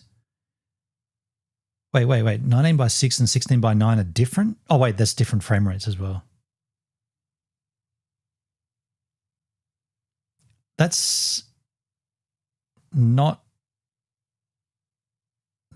what they said, right? So what about 4K 120? Okay, it doesn't do 120. It does 4K. Well, it does 4K 120 in 4:3. Oh, there it is, 105. 105 minutes is longer than a 108 minutes. 1 hour and 8 minutes is long. Hey Siri, how many minutes in 1 hour and 8 minutes? That's 70 or something, right? 1.13 hours is 68 minutes. 68. So we're looking at about another third of that. So 105. So you basically I'll be able to get a 2 hour surf in at 4K 120 and a bit less at 4K 240. Yeah. Yeah, cool. Battery lengths. Now, I have not yet tested all of these, especially since it's not final firmware, but I have tested a couple just to see how well they handled. So for example, one of the claims there was 8K 30 at 96 minutes. I went out and just put it outside at sunset here, roughly about 70-degree temperature ranges, wherever that is in Celsius down there. And I got 1 hour and 25 minutes that you can see right there. So longer than the claim spec, but I was in 16:9 mode as opposed to the official spec is 4:3 that I noticed later on, but still, that's pretty darn solid for 8K 30. I also last night, as you can see, put it out basically overnight, and 4 hours 57 minutes in the 1080p mode. So just letting it run again, all the defaults, nothing changed other than just setting it in that mode. The official claim for that mode is 315 minutes, but in that mode they tell you to shut off GPS, and I didn't. So again, slight differences there, but same. I wonder what the file sizes are and chunks of files are. Because right now, I think you get about a 30. Is it about a 30 gig file? I haven't been surfing for a week. I haven't even got any. I haven't got any in my trash, have I? No, I've emptied my trash before. I just wonder how big the files are. Like in terms of, it's obviously not going to write one entire file to the SD card. It's going to be in segments. Yeah, interesting. Ballpark. I mean, astonishingly good. Okay, let's talk some audio stuff, but we'll get back to plenty more video stuff in just a moment. They've added a new microphone hole. So if you look down right there in the corner, you can see there's a microphone hole there on the back. So this gives you better audio when you're just obviously talking to the back of the camera like this. And they've also rearranged the rest of the mics. So there's now 2 mics on the front. You can see one right there, that little dot, and there's one kind of right there as well off the side. We'll talk about what this little dot is in just a second. And then on the not so door that people always try to open, this is not a door. This is a microphone drain. Do not open this. This will break your camera. Your door is over here, by the way. Those are there. Those 2 front mics are designed for better stereo sound in the past. So 4 total mics there. Now, when it comes to microphone stuff, there's a lot more options. You can connect to Bluetooth audio devices like you've had in the past. You can also use those Bluetooth audio devices like headphones to play back the recorded audio from the camera. So if you have headphones paired up with this, you can play it back there. Likewise, you can choose to set the beeps to play back on. I'd say pretty massive. I still haven't tested the Avada 3060S, but it's 8K. Yeah, I wonder how often. I wonder what the file size is, like the chunks. I guess if you do a continuous record, how many individual files does it break it into? And also, is there a notable gap, like a frame drop or a number of frames dropping between each segment? There isn't on the GoPro. It's not noticeable. There might be a single frame that you don't that it doesn't record, but I put them up together in the timeline on Final Cut, and if I press the space bar and play, you can't tell when each file stops and the next one starts. Headphones as well, so that's pretty darn cool. You can also record all the raw audio as well, including in 32-bit float, which is pretty cool, as well as a dedicated audio control panel that you didn't used to have in the past. Also, now you can use any generic USB-C mic. In the past, you had to use GoPro's dedicated USB-C mic adapter, which was just a giant, like, Twinkie of a thing. Now you can use just whatever you want, which is nice. Of course, you could also use GoPro. That means you can plug in your Rode Wireless Goes straight into the USB, the receiver. That's pretty cool. Announced mic system. I'm going to do a separate video on that once I have that in hand. That is very similar to the DJI mic system that I have here, recording this entire video on, but GoPro branded. I'll briefly talk about all the accessory prices later on in the video. And as I mentioned, with that new audio control panel, you can now configure which mics to record where you want in that control panel. So you have a lot of flexibility for recording of audio into the camera, into the files there, and then dealing with that later on. Now, going away from audio, let's talk about some of the video stuff again. And one of my favorite new features here is to see all of your basically pro options, if you will, along the top in real time, showing and changing in real time right there. They can see at the very top there. Also, they've added a new cinematic recording option for color. This is simply changing the color matrix itself. It's not doing anything else. It's baking that in though to the file. So kind of like a filter, if you will. They've added a new image tuning option. So this has like balance, sport, face, underwater, and it configures a bunch of other settings behind it. They've added a new shutter speed range option. They've always had both a fixed and auto option in the past, but now they have a range that you can specify. You can't tweak every single number in that range, but you can give it like rough ranges. This is also true of a new ISO range option that does the exact same thing, but for ISO. They've also added a new 2, 3, and 4x digital zoom option. Keeping in mind, this basically just crops in from that 8K sensor. So this is just doing the cropping for you versus having to do it in post. So decide what you want. There are plenty of scenarios where you may not want to deal with cropping in post and having the bigger 8K file. This allows you to simply crop up front. Imagine like a baseball or football stadium where you're on the nosebleed section and you're like, you know, I just know I need the crop in right now. This allows you to do that. They've also added a new anti-flicker option. So this is really, really cool. So this little thing right there, little white dot that you can see right there, that is an ambient light sensor. And that will actually detect the frequency of the lights there automatically and then warn you on the screen that, hey, the frequency doesn't match. That is super useful if you're traveling and you're primarily shooting of something like, say, 4K 30, 8K 30, 8K 60, so the 30 variants of that. And then you're in Europe here with lights like this that are operating primarily on a different frequency. It'll automatically adjust that for you when you tap that little option.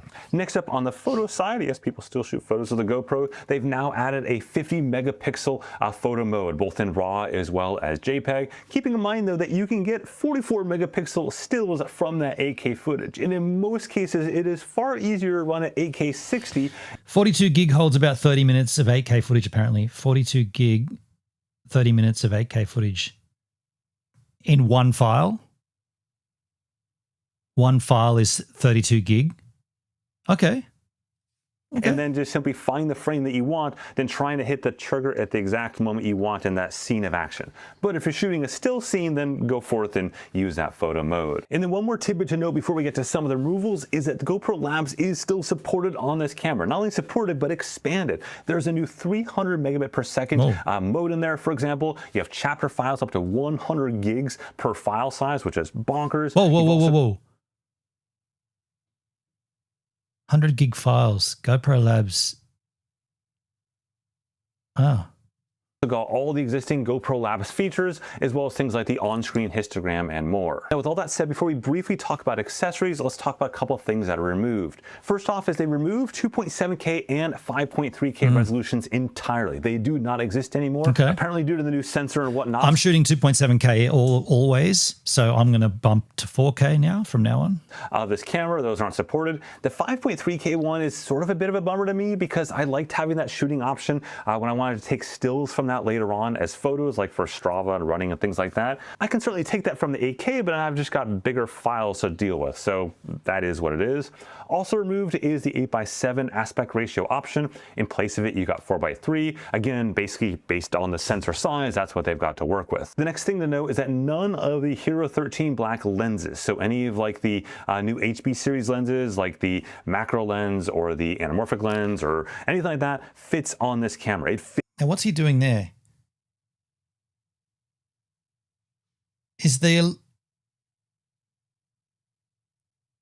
lens? That's a permanent. That's the mission, right? It's the mission 1. You can see it on the graphic there.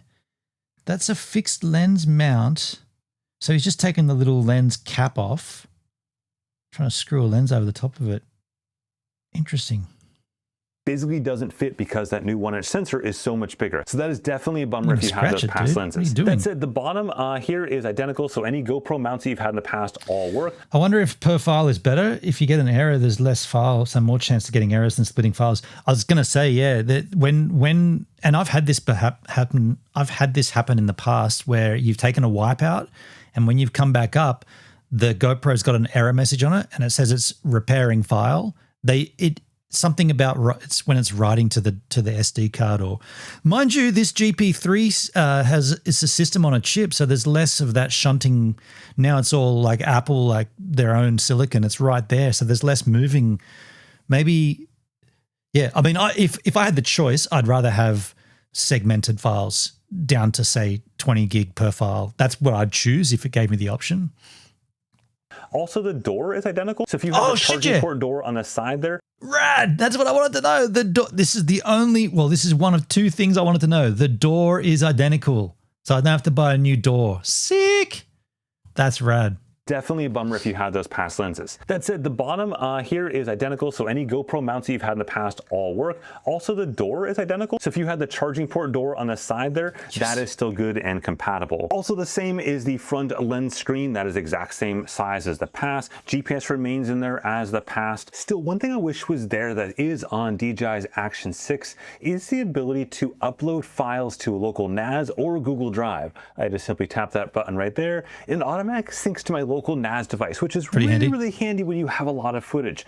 GoPro obviously can sync to the GoPro cloud, and I've used that for many years. I've got like almost 8 terabytes of stuff up there. And I love that for backup purposes and making sure the footage is all somewhere. But when it comes to having all the footage handy for doing workflow stuff, having it on the local NAS is look at his Wi-Fi networks. Stroop waffle. Better. Yeah. So I hope GoPro looks at adding something like that, especially as they're targeting more and more towards those Pro Series workflows where companies may have not just single or 10-digit cameras, but hundreds of cameras all on a production and pushing into a single location. Mr. Beast, I'm looking at you. And the other things not on the new GoPro is any sort of internal storage like you see here on the DJI camera. This is just handy when you forget your SD card or whatever the case may be, just to have that backup storage there. So with that, let's talk about all the new accessories. The very first one is the new GoPro Media Mod. The old Media Mod is not compatible because Now, why would you need a Media Mod if you already have the access to use a USB-C microphone and you already have the grip? Why would you need a Media Mod? What does it give you? All-in-one production warehouse, 3-pattern mic array, audio ports for external mic, timecode input. Okay, low latency headphone monitoring, 32-bit float encoding, micro HDMI port. So does that mean without the Media Mod, no, but that dude that Danny interviewed had a Type-C straight out to a iPhone. Micro HDMI port supports 4K 60. Interesting. camera size is physically bigger. This has a whole slate of changes, especially around the microphones and some of the adapter ports, but I'm gonna do a separate video on that once I have it in my hands, like all my usual videos. Also, there's new ND filters, because again, the existing ND filters aren't compatible. There's a new vertical mount adapter that their competitors have had for many, many years. There's the new wireless mic kit that I showed you earlier on. Again, I'll do a separate video on that itself. This is still compatible with the GoPro gimbal that they released last year, including a note is that gimbal has roughly a 400-gram payload. So GoPro is saying you can put the ILS version of the Mission Pro on there with roughly a 200-gram lens, and it still all works. They said they've been doing that, and it works. So that has a lot of interesting scenarios that you can do with that. There's also a new grip. This grip is just that. It's a grip that goes around it. There's no electronics in the grip itself. It is purely mechanical. It does have like a mechanical shutter thing on the top. I've got that coming here shortly, so I'll probably, again, a separate video on that too. There's also a bunch of new GoPro Quick app features, including, of course, support for the 8K. No mention of the floaty device. Footage itself. I'll cover that in a full review down the road. So then what are the core differences between the Mission 1 and the Mission 1 Pro? Frame rates. It is essentially just frame rates and then which modes are supported in OpenGate. Base edition Max RAWs 8K 2530, 16.9. Pro 8K 5060, 16.9. Yep, OpenGate 4K 120, OpenGate 8K 30. Interesting.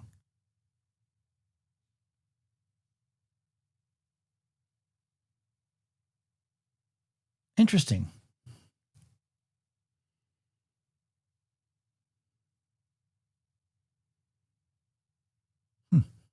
For the Mission 1 Pro versus the base. That's on the screen right there. Everything else GoPro says is... Looking at that, I might even just go the base edition. I might go back to the GoPro. Identical across the board. Now, I don't have the Mission 1 base camera in my hands yet, just a couple of the pros, so stay tuned for that down the road to make sure that matches reality. Now, obviously, I have plenty more to dive into these cameras, from comparisons to their competitors, to footage sharing, to all this kind of goodness. As soon as GoPro lets media share that footage, hopefully sooner rather than later, I will do that, including uploading the raw footage itself so you can play with that, and as I always do, I'll have a pinned comment the moment they allow that, so you can just find that video quickly and off you go. With that, thanks for watching. Definitely don't forget to hit subscribe. So no one mentioned the look, GoPro love it. Love the in-depth sneak peek. Can't wait to share this with the world. No worries, GoPro. Free marketing, eh? Let's see if anyone mentions float. Nope. I want to mow the lawn and go fishing. I want to just see, I mean, I think I already know the answer, that it's not going to fit in the existing floaty. It's funny where an action cam, I know these aren't marketed as action cams anymore, but originally designed for surfing, and not one mention of floating, taking it in the water. There's 2 matches here. Where are they? How come it doesn't just go straight through it to it? What? No, it's not. Floaty. No.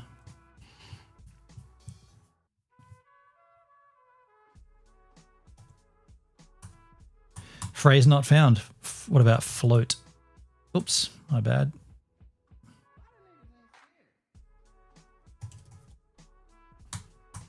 No, float not mentioned there.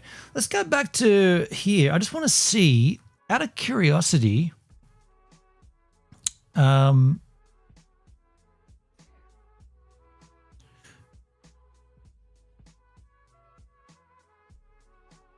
where are the exact comparisons? Mission 1. Can we just compare?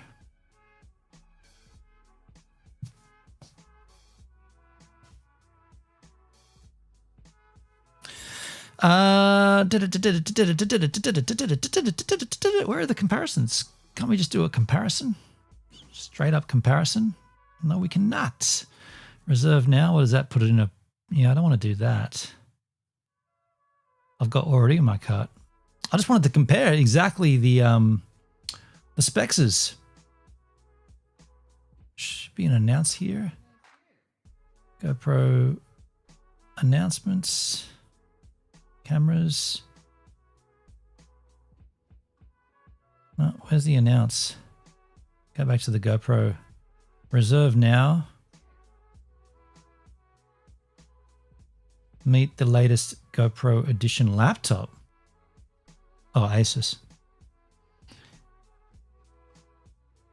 Okay, this is the announce.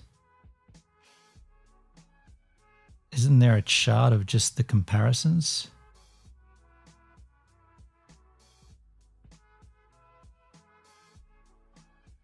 Just want to see the chart.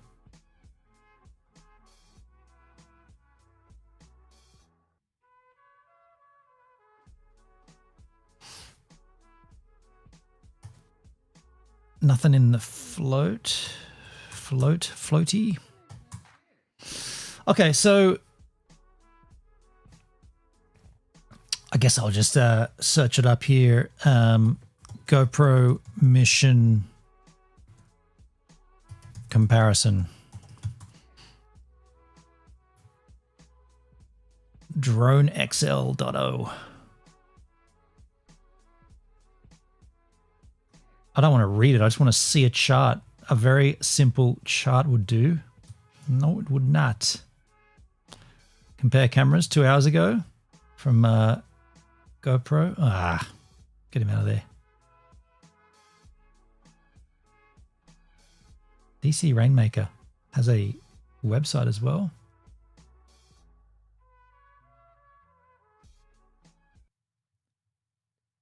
That's the different frame rates.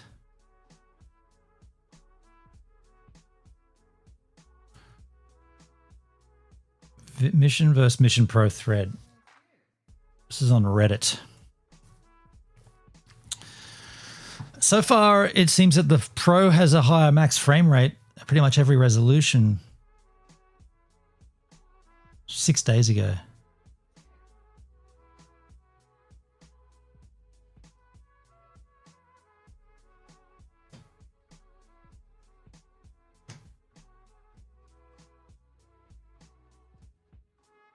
Mission Pro uses an advanced compression algorithm, producing higher quality video at 25% smaller size.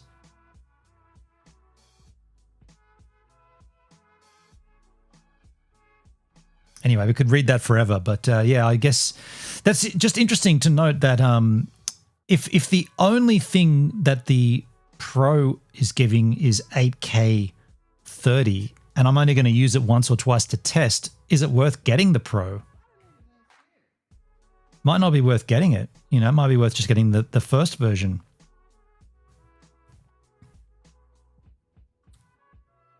We'll wait till they get released anyway. Let's move on. This is, speaking of cameras, your phone can do this. H-Man? Do you regularly shoot videos with your iPhone?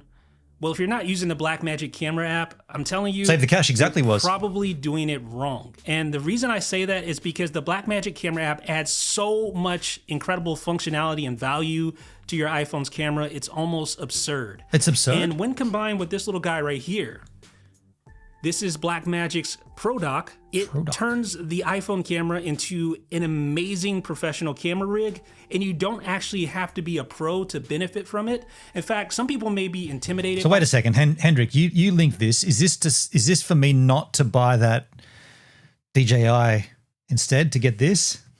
Something like this, they think, oh, I don't need time code, I don't need Genlock, I don't even know what those are. But that doesn't matter because there are many other reasons why you would want to use this, even if you're not a so-called professional, right? I'm going to walk through 12 different reasons why I love this combination with the iPhone, the Pro Dock, and the Blackmagic camera app, because it's absolutely amazing. And I actually built out this rig right here. And I know it looks crazy. I know this looks nuts, but believe me, the amount of value that you get from this, and it's all built around the Blackmagic Pro Dock, as you can see right here, the amount of value you get from this thing is absolutely incredible. And I'm gonna show you all the things this thing can do, because I guarantee your mind's gonna be blown when I show you everything that this thing can do. So this video was of course shot with my iPhone 16 Pro Max camera rig, which of course is no purchasing decision intended. by the Okay, Blackmagic gotcha. Camera Pro Dock. And of course I'm using the Blackmagic camera app as well. I'm shooting this in high quality HEVC video, and I think the results It's like a look pretty headache. good. It does, What do doesn't you guys it? think? Let me know down below in the comments section. So I'm also going to show you how to build this exact rig out, and of course you don't have to copy it verbatim, but if you want to use this as inspiration to build out your own iPhone camera rig, See, I don't want to do all then that. feel free to do so, but I'm going to show you this Imagine doing that every time you want to start filming. Hell no. step-by-step process here in this video as well. So first and foremost, let me just share with you a dozen advantages that I found that comes from using the Blackmagic Camera Pro Dock, the Blackmagic camera app, and my iPhone 16 Pro Max. So reason number one, a single V-mount battery like this powers the entire rig. That includes my iPhone, that includes my monitor, that includes the Pro Dock itself, that includes every other accessory like the SSD, the Ethernet adapter, all that powered by a single battery, and this V-mount battery. Small rig are great. I use a lot of their products. Small rig, they're just the greatest little. You got to get, like, my camera's on one right now. It's like a little mount that's like an L shape with actually it's got a ball head on it as well, and it's just the way that they do all their shit is just so rad. Itself includes additional I/O, including a USB-C port that can both be used to charge this battery and thus keep the entire rig powered indefinitely, and it can be used to charge other devices. So if I want to charge another phone or my iPad with this, I can do so as well. It's pretty cool. So with a couple of batteries or a power source, you basically have all day shooting capability. Another thing I really love about this setup is that everything is connected to my iPhone via a single USB-C cable coming from the Pro Dock. So it literally is just one single cable connection to my iPhone, and I'm ready to go, ready to shoot, and have full connectivity to all the I/O on the rig. Now, because this thing has an Arca Swiss mount on the bottom, I can easily mount this to a stabilizer like a tripod for those extra steady shots. Have you ever thought you were recording, but you actually weren't? Well, that's where tally lights come in handy. A tally light is basically this little lamp on the front, this little LED indicator, and it'll turn red whenever the Blackmagic camera app is actually recording. So carrying it works that around, hand in yeah, hand dude. with that app, and you can have a physical indication on this rig that tells you whether It's kind or of not funny. We've just watched like GoPro with their ILS mount mission series, this tiny little camera at the back, a micro four thirds with a huge lens mount. And now this guy's doing the opposite. He's like going bulky to get to use your phone for that same process. I just like Blackmagic. DaVinci Resolve is the bomb. I don't use it. I've never used it. recording is active or not. That's super handy if you're doing selfies or for your talent to know when they're on the air. Now, one of the really nice things about having a rig like this is having access to an HDMI monitor. This allows you to monitor yourself. If you're in front of the camera and you're shooting with a high quality camera on the rear of your iPhone, you're going to still be able to monitor what's going on. You're going to see that you're in frame. And even if you're not in front of the camera, say you're just shooting, you can use this monitor and you can like rotate it. You can have all sorts of angles. So if you're shooting like overhead like this, you can still be able to view what you're shooting. It's just so much more convenient to have this monitor so you can frame your shot accurately. Now, another reason I really love the whole Blackmagic camera app setup is that you can actually use another iPad or another iPhone and monitor the connectivity wirelessly from that device. So for instance, say I'm shooting with my iPhone, I can use my iPad, connect remotely, and then I can not only monitor what's going on wirelessly, but also control. So I can actually start or stop recording. I can change the lens that I'm using. I can change the ISO. I can do anything based. Just to cover this entirely, the Blackmagic dock is just giving lots of I/O for an iPhone, right? That's all it's doing. It's just giving you all this different in and out. Basically that I could do from the camera itself, right there remotely from my iPad. So here I am monitoring my camera via my iPad using another instance of the Blackmagic camera app. I just simply connect wirelessly. I can not only monitor, but I can also control this thing. So I can say, hey, I want to switch from the 48mm camera to the 24mm camera, just like that. Okay, it's it's overkill, right? In the camera feature that it I think you're right. Yeah. This whole setup work even more seamlessly. Now, another reason that a rig like this is so handy is because, as you can see right here, I have this SSD from Corsair. This is a 2 terabyte SSD, and I actually have it attached magnetically, so it's super easy to remove and add back on, just like this. So now you can go straight from your iPhone, which has got a 2 terabyte SSD, or you can add another 2 terabyte and just go, dude, this is way overkill. Easily, when I'm shooting footage to this SSD, I can easily offload that footage to my Mac, and it gives me way more storage capability. 2 terabytes, I can shoot like something crazy, like 70 something hours of 4K HEVC footage with this drive, and I can shoot multiple hours of high quality ProRes with this drive. A little magnetic SSD. I mean, it's kind of cool, but I don't need it. Microphone on the iPhone 16 Pro Max. So here's what it sounds like when I'm using the Rode Wireless Pro. Can you tell the difference? And not only that, this thing's actually smart enough to recognize and turn itself on and off based on when I have my iPhone connected. Now, you might have noticed that mounted right here to the V-mount plate is an Ethernet adapter that I have connected directly to the Blackmagic camera. Ethernet? What on earth could you're going to live stream directly from it? Pro dock. You may be wondering, why do you need Ethernet? The iPhone has Wi-Fi. Well, you can live stream directly to YouTube with the Blackmagic camera app, and this is going to give you much lower latency. You can connect your Ethernet connection directly to this. 2 terabytes would be pricey, totally. And then you have a much faster connection. I think this isn't going to work on the surfboard. But that's not the only benefit. See, that's right. How could I put that into a housing? Of Ethernet, because with Blackmagic Cloud, I can actually offload footage that I shoot with the Blackmagic camera app directly to the cloud, which is then automatically ingested. Dude, if this goes any further, we're only halfway through. If he adds a teleprompter to this, I'll be like, that's it, dude. Too much. Quality ProRes footage, which is definitely going to benefit from that extra bandwidth. But it doesn't stop there. I even have the ability to live that footage as a proxy format. So I'm just skipping through it because it's overkill. It's overkill. the iPhone 15 Pro and Pro Max, iPhone 16 Pro and Pro Max, which I'm using here, and of course the iPhone Now he's 17 building it. and He's building it up. Okay, we don't need to see him build it. RGB lights, yeah. No, he'll say something like, now the microphone sounds great, but it's going to be a lot better if you can get some kind of baffling. So I've got this small rig mount that comes out in a V, and I've got 2 soft cushions that fold down and wrap up into a little circle shape that can just pop out. Then you've got baffling, and the greatest thing about those 2, they hold with little clips a reflector, so you can angle your extra fill light from behind when you get that nice rim light action going on. Too much. And a boom mic. Of course, we need a boom mic. Yes. Too much, man. Hendrik, I sent you another about this. Play it at your own leisure. I think I might pass on that, man. I think I might pass. I do want to move on and take a look at, I want to take an episode of, this one here, Sarah Dici, my overkill iPhone Pro 17. I'm not going to bother, dude. Sorry about that. Thanks for doing it, but I won't bother. But I want to take a look at our lovely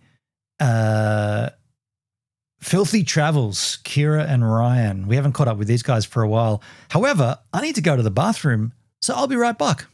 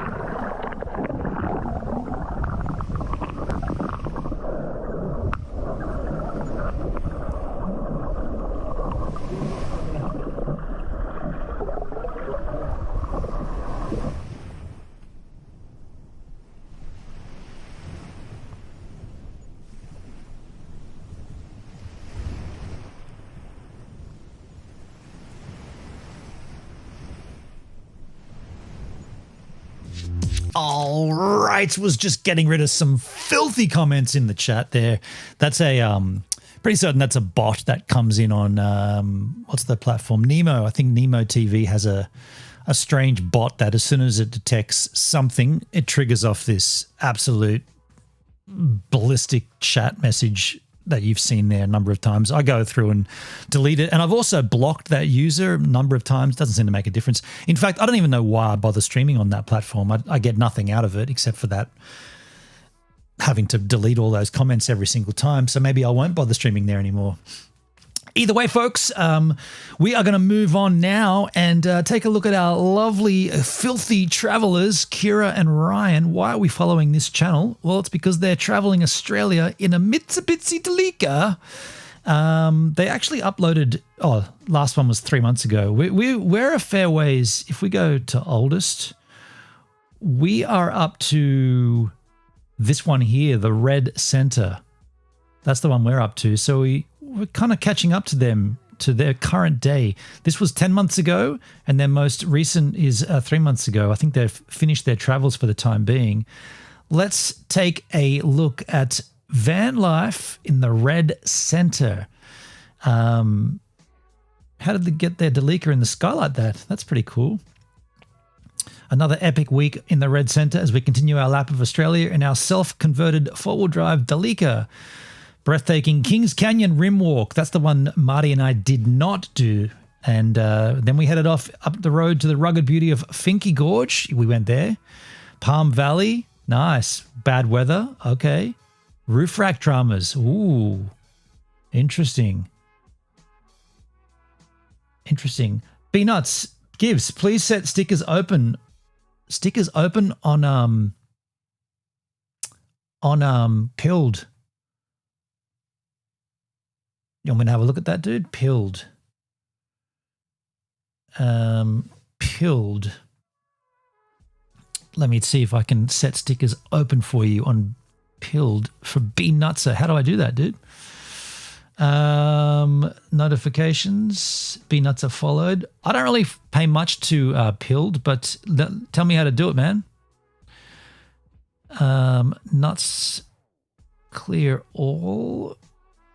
And I'll do this for you, man. Create topic. My profile. 12 followers. Settings. Bio. Appearance. Channel.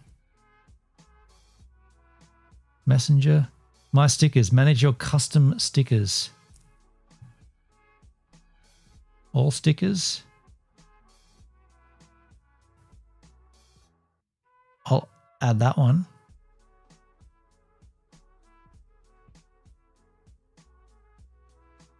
Submit for channel. No way I'll hit Pilled. I'll go anywhere. Why can't stickers? I don't know. Dude, you asked me to open stickers. I'm trying to open stickers. Settings. Open. Settings open. Pill.net stickers. You seriously? I'm there already. Settings open. I think that's what you wanted, right? Settings open. Top right. Open, close, proved. It's open. You said, please set stickers open. I did that. Now I believe you should be able to go to town with stickers if you wanted to on my channel. And we are live right now. Use this link in the upper right corner. So you've obviously got latency because I've done that already. It's all good. Ads up the wazoo already. Skip ad.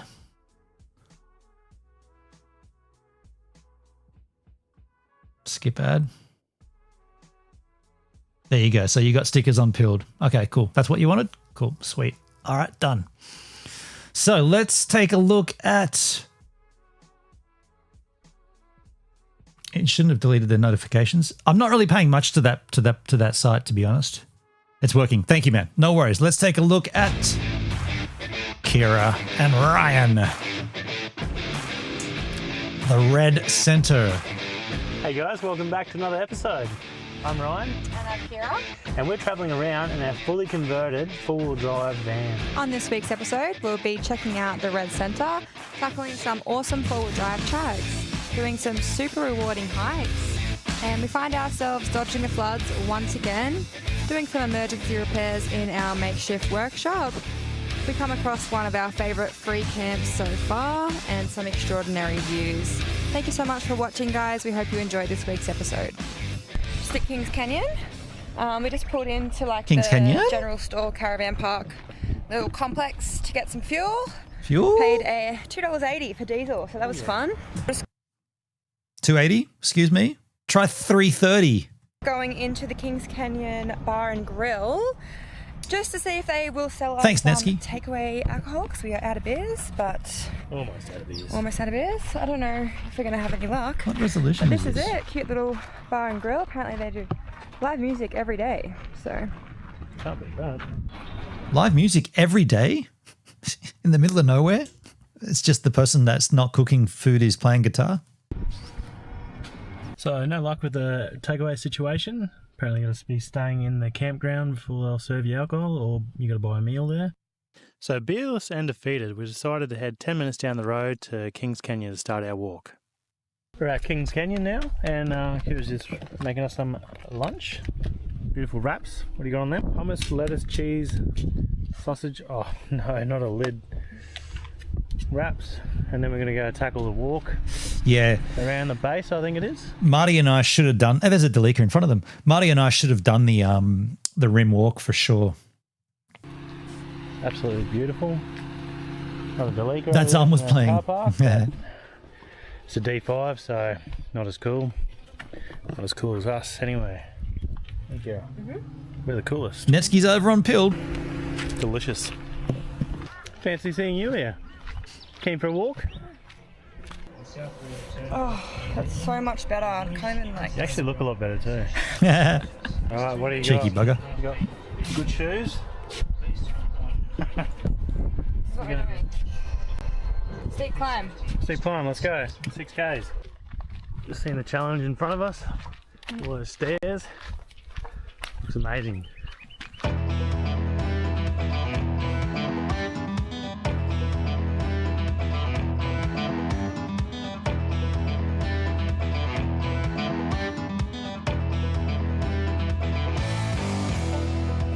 We've climbed over 100 metres so far. Marty and I were under the impression, incorrectly, that there was a swimming hole in Kings Canyon. Somehow I'd heard bad information about there being like a really beautiful swimming hole. So we declined to go up onto the rim, and we stayed in the gully, and there was no swimming hole. The end of the steps. Now I believe it just gets a bit flatter, which we're all happy about. So the Kings Canyon Rim Walk is a 6K loop, but there are And nearly every single person that I spoke to said you should have done the rim walk, man. It was awesome. And now I'm seeing this and I'm like, should have done the rim walk. It was awesome. a few lookouts you can do that are a bit of a detour. I think it adds an extra K and a half or something all up. The one at the end, Eden's Garden, is absolutely incredible. Do not do this walk and skip Eden's Garden. It was beautiful, probably my favourite part of the walk. What are you telling? There's water holes right there, dude. I bet they're not. Bet you're not allowed to swim in them. But yeah, the walk itself was just phenomenal. Like, this was probably our favourite walk we've done. Bugger. We definitely missed When out you on finally get to the end, gold. it's quite a gradual decline, so you're not faced with all those stairs like at the start, which is awesome. All right, mental note. If I ever go back out to the Red Center, we're doing the Kings Canyon rim walk as well. We just finished our walk. That was incredible. So amazing. Definitely recommend. Best walk we've done so far, in my opinion. From here, we headed straight to our free camp at Ginty's Lookout. Pulled up at our camp spot. Dude, I know exactly where they are. We were going to do that. Well, we drove in there and then Marty and I were like, you know what, let's keep going. So we didn't stay that one. Yeah, but we pulled in and had a look at that. It was absolutely gorgeous. Kira's having a shower. The cold. That'll teach you. Teach you making us go on all these hikes. Yeah, unreal. They're having a shower there. So that's interesting. That's the one thing that I didn't do. I had one and Marty and I didn't use it ever. And I'm stoked. I've got a better setup now. Teach you making us go on all these hikes. Yeah, unreal. We've got the last sort of spot here, I think. There's a few more spots back, but you just don't get the view.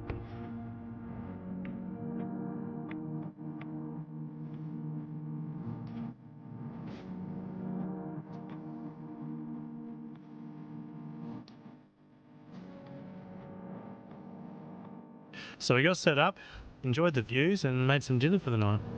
Just leftover lamb on wraps. Nice. A nice surprise. Beautiful. Take a piece. Early dinner. And sit and watch this beautiful thing unfold. Hey. Just packed up at Ginty's Lookout. It was a beautiful place to stay. Gorgeous, yeah, gorgeous sunset. Had a few drinks with some new friends down there. Caravanners? Yeah. Plenty of flies still, but beautiful views. What are we doing today, darling? We have to work it out. Still not sure. I think we're going to go to Palm Valley and just check it out. I think there's a walk there. Valley of the Palms? Find somewhere to camp and then I think it was do the same called again tomorrow. Valley of the Palms. No, maybe not. So we had to travel about 170 kilometers. Oh, We this drove dude, through- this bit of road, I can remember so clearly. Once we got off that top where that Ginty's Lookout area was, and it just went for ages on this dirt road. And I remember saying to Marty, Marty, you want to drive? And as soon as he said yes, I just cracked out the beers, and I had a great. Marty didn't. I had a great time because I was over it. the Marini tourist loop, and it was the worst road we have ever driven on in our entire lives. It wasn't that. So that road was not as bad as the Udnadata, but it just seemed to go forever, and the soil was different. It was soft soil, and you had to keep like, I don't know, it was a real effort, but it was beautiful. But it was a real mental effort to drive on that road. Those flies would have driven me nuts. Yeah, they were pretty full on. So corrugated, so many washouts. Definitely do not recommend. Wild stallions.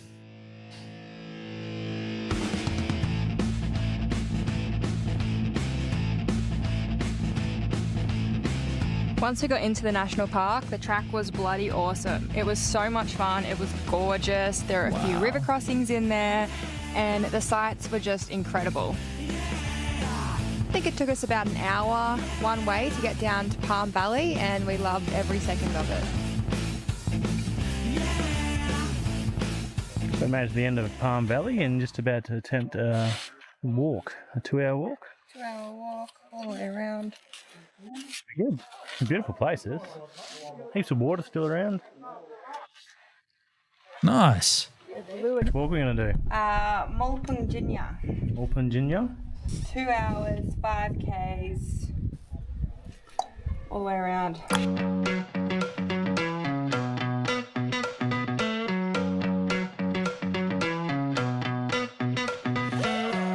The Udnadata track streams were hard to watch, dude. You don't know the half of it. That was awful. I was so happy to get to Kubapidi after that. I was done with that road. I was never again, man.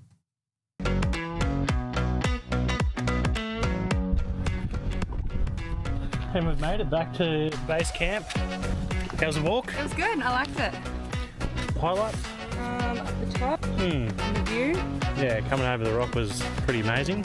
Really, really, really nice. Let's head back for some more four-wheel driving.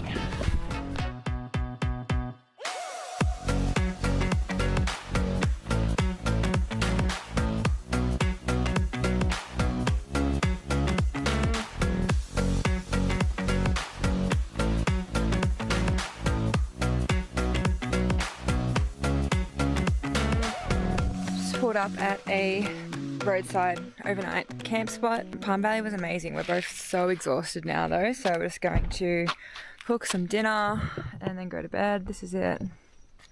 That looks chill. I think we're about 60 k's from Alice Springs. We're going to go into Alice. Wait. 60 k's from Alice? They've missed all the gorges. They've missed like every gorge. They haven't been to one of the, they haven't done one of them yet. Holy crap. First thing tomorrow morning, have a little issue. These things here. Oh, shit. Holding the roof rack. Too heavy. Oh, shit. Too much weight on the roof rack. Dang, dude. Ouch. That's, you better get that fixed straight away because that's going to push down onto the actual, that's lucky that hasn't smashed the glass. Whew. Dang, dude. Too much weight up the top there. Yeah, wow. These things here, holding the roof rack. Too heavy. Not good. No, that's not good. Really not good. So we headed to Alice Springs first thing in the morning. We headed to a few of the four-wheel drive shops in town, trying to find... This is the stretch of road when Marty and I were having the bulk of our arguing. I remember this. It was a similar day too with the same kind of clouds and everything. Find a bit of an easy solution. They're going to go back out, right? They're going to go back to the gorges. They've missed every single gorge. All the swimming holes. Almost Gorge. They missed, Nellie's big, Winona's big brown beaver. They've missed the Red Valley, Red Center Gorge. They've missed everything, basically. We are stress eating. We ordered ourselves McSloth burgers. McDonald's. We just went food shopping in Alice Springs. We still haven't sorted out our roof rack issue, and it's probably going to be expensive. Probably, yeah. Yeah. So we got Macca's. Shit. At least we're in Alice Springs, but. Desperate times. I'll just fill you in with what happened today. This morning we come to Alice Springs and tried to find a solution for our roof rack drama. Nothing was available for a quick fix. So we can order it in. It's going to be like maybe 5 days if you're lucky, which we don't really want to hang around Alice Springs for 5 days, especially there's a heap of rain coming. So we've just stopped into Bunnings to get some bit of metal and shit to try and sort that out. Yeah, exactly, Netskis. The weight plus all the vibrations. Yeah, going on like all the off-roading wouldn't have helped. The trouble is that they've damaged that rail now. You're going to have to is that actually fallen in? There's a piece missing from that. Oh, they've taken that little shrouding bit off at the back. Yeah, that doesn't, I'd be pretty upset with that. And I guess you wouldn't notice it happening until it happened. Marty went apeshit because there were no apes. Do you know what, man? It's just interesting. Like Marty and I came to loggerheads about doing, like these guys, they had an issue with their roof rack and they had to go to Alice Springs to fix it. We had an issue with our awning, and everything I could find was the solution would be in Alice, and Marty and I argued about that. So these guys, this couple had a problem and they resolved it by going into Alice. They haven't, maybe they talked about it, but they haven't included it in the footage. They didn't have any fear of going into Alice. There was no, nothing about the Aboriginal population and how bad the violence. And, I was reading reports and seeing video of people driving into Alice, and people, like kids on the side of the road, were throwing rocks at cars and like coming out on bicycles and stopping you and then stealing everything from you. That's why Marty and I came. I was really worried about taking my vehicle into that town because I thought it would get trashed. These guys, and by the way, all of that was unfounded, but these guys, it didn't even enter into their discussion. They just went into Alice and this is what we should have done. I shouldn't have let the media build up of how gnarly the Aboriginal population is in Alice. I shouldn't have let that change what we were doing, because that is why we argued. We fought against that, and that's why we're no longer friends now. So that's fucked. But these guys, yeah, they didn't do any of that at all. And yeah, props to them, I guess. That's probably the worst of it. We just got rid of the box off the roof. The box is in the back there. Pretty packed in there at the moment, so we're just going to head north to Alice and find somewhere to pull up and camp. We can try and repair this. That's right. Stuck here for another hour and a half till the bottle-o's open. Oh, that's true, yeah. 3 p.m. What else are you going to do? Yeah, pretty much. Crime is nothing compared to the US. Dude, the media build up about all that shit. I really wish I hadn't have seen all that. Like, I was watching content before I left and I got really worried. My concern was that I just spent a year and a half working on GoVan to get it ready for this trip. All the little things that I'd done, the shower and all the cool stuff and all the streaming stuff. And then am I going to drive in somewhere and there's going to be, a pack of youths that are just going to accost me and steal my shit? I don't want that. But in actual fact, that's not even close to what it was out there. Like, yeah, it's just it's disappointing. I let myself down, and I think Marty handled it poorly. I handled it poorly, and we let the media control or influence our decisions, which is just lame. I don't watch any of that. I don't watch any of that mainstream shit, and I really wish I didn't then. We're full of fuel, full of water, ready to go. Just need the most important thing. So get some beers and we'll be on our way. Well, thank you very much, Alice Springs. So we've actually found a new roof rack online that we're going to buy and get it sent to Darwin. So we've just got to make do till then. If you're a bit of a newbie to Alice Springs like me, you're probably wondering why at 2:40 the bottle is still shut. Yeah, they don't open. Luckily, we got an Alice Spring expert in the car. There's certain days that they're not open. They're not open on Mondays and Tuesdays as well or something. I think it's Wednesday only. She's informed us that the bottle doesn't open till 3 p.m. every day. So we're going to find out a bit more about our stay. We're going to camp up tonight and check out a few national parks coming up, so perfect time to do some research. Do you know what though? All right, so we've just realised that the fact that they missed out on all the like Ormiston Gorge and what was the red one? Red Rock Gorge, whatever. They missed out on all those gorges. I kind of feel like they got to see the Kings Canyon Rim Walk, which we didn't, but we got to do all the gorges that they didn't. No, they had to go and get their roof racks fixed. Bottle-O's don't actually open until Wednesday, so just been chilling in front of this celebration for about half a. But yeah, it was nice to chill out. They just realised it doesn't open until Wednesday? The Bottle-O's don't actually open until Wednesday. Yeah, so yeah. Just been chilling in front of this celebration for about half a. But yeah, it was nice to chill out after a big day of getting pretty much nowhere. We're going to go head back to the Rainbow Ranges and... Rainbow?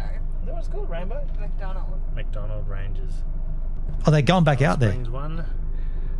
Ryan, Kira, none.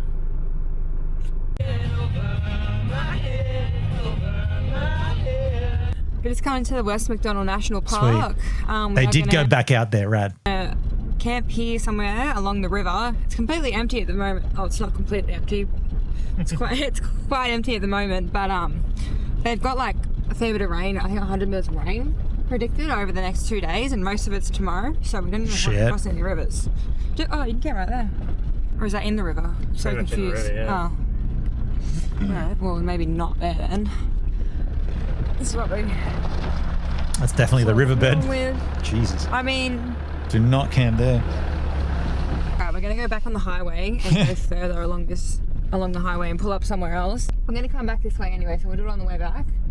And if we can do it, if it's not flooded, and if it is flooded, well then I wouldn't have wanted to be here anyway.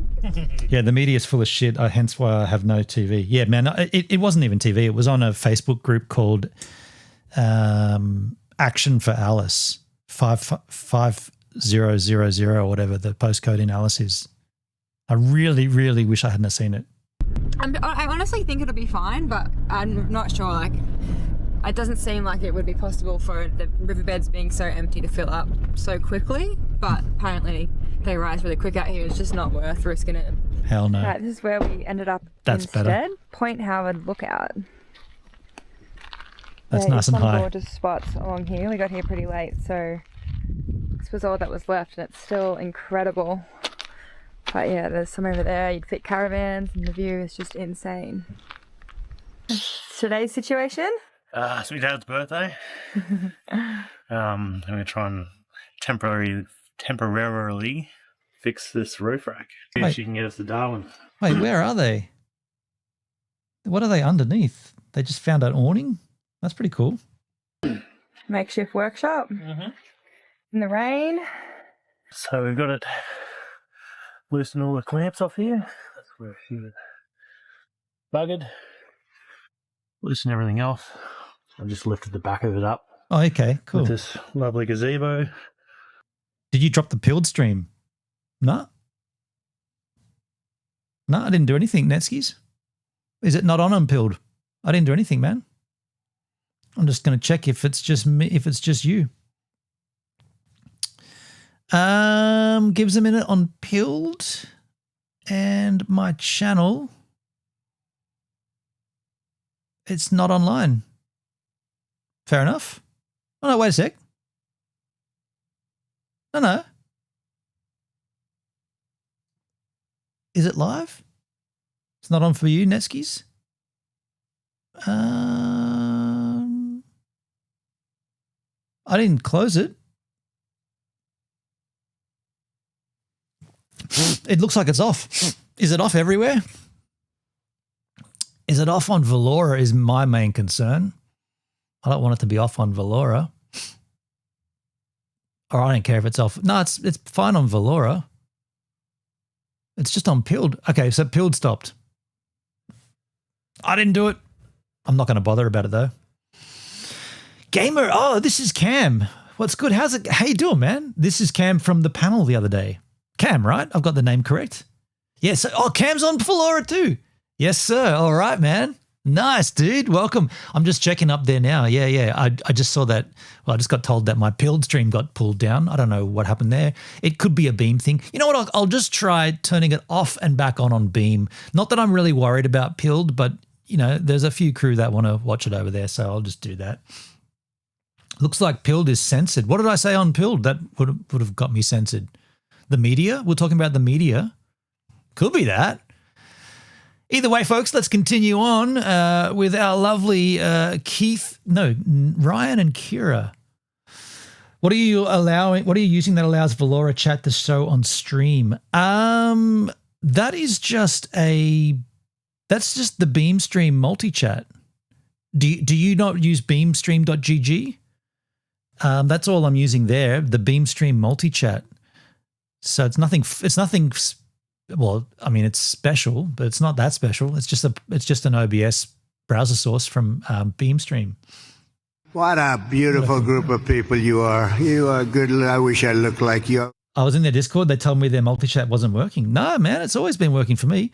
By the way, Cam, while you're here, you've got a chance at 2 hours and 40 minutes into this stream for you to claim the second place in the Valora chat. No one's claimed second place. Dale claimed first place 2 hours ago, but nobody claimed second. This is a thing that Beam has. You click on it and you claim the prize. And we're not sure what the prize is useful for, but you know, it's a thing. And Pilled is back up. By the way, Gibbs, did you get an invite for Beam for the new Lightspeed testing? I did indeed. I did get that. It's going to be interesting if BeamStream has more faster. If it has a faster ingest, what's that going to do for Valora? Valora is going to be almost in sync, right? It's going to be so quick, man. Okay, no one wants to claim that. Fine. I set it up and no one wants to claim it. Fine. Can't take you kids anywhere. How do you do it? I'll teach you how to do it. You go. It's shit, man. It's not shit, man. You go into the chat on Valora and click on the little green.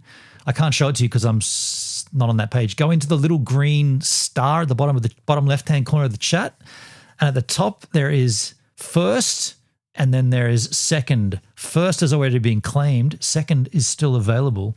These are just a little thing that Valora does. It's just like a little, you know, it shows me that people are watching on Valora. They're coming over to join, although 2 hours and 40 minutes in and no one's claimed the second prize yet.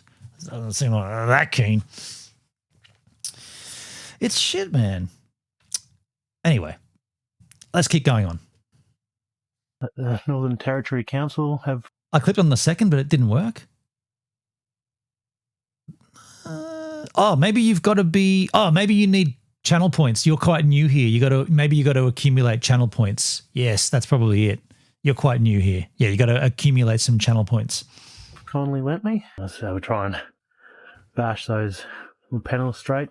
It's also raining and a nice 12 degrees as well at the moment. So yeah, you've only been there for a week. Quite special. I'll do the same on this side. And hopefully that gets us to Darwin. Yeah, yesterday we ordered a new roof rack for this bus. Should be about 2 weeks away. I wonder what roof rack they got. Yeah, going an aluminium one. And maybe we'll just try and disperse the weight a bit differently on the roof. See how we go. Don't want to be doing this again. All right, so I've dropped the roof rack back onto the car. So they put another piece of metal in there. That's a good idea, yeah. Now I was going to cut a bit of heli, chuck in there. Just try and disperse the weight a bit more. And bash all these up to level again. Tough job. Nothing I could be able to do. Still cold. Whoa. Hey, be nuts with the follow. That's maybe what it was, dude. Thank you for following, man. That might be what you got to do. You got to follow and now claim the second prize. Yeah, you can't claim it unless you follow, I guess. I mean, we're learning. We're all new here. I followed earlier today. Wait, that's Be Nutser. Shit. Okay, my bad. I'm sorry. That's Be Nutser. My bad. Can someone claim the second prize? I just want to see it work. That's all. Shit. Right, Ryan has almost finished. Done a bloody amazing job. Thank you. It's been raining all day. Oh, what a horrible day. Super muddy around here now. It's raining under the gazebo and it's freezing. But just about there. We're just going to repack this box so we can put it up there.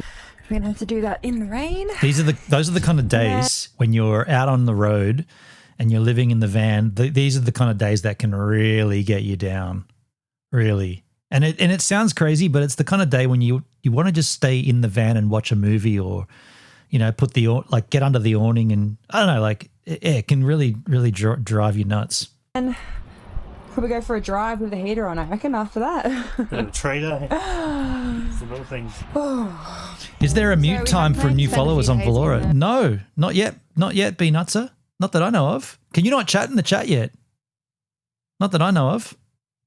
McDonald Ranges National Park, but the rain was coming in and the roads were already starting to flood, and we just wanted to get the heck out of there and not get stuck. So we decided to shoot north as far as we could.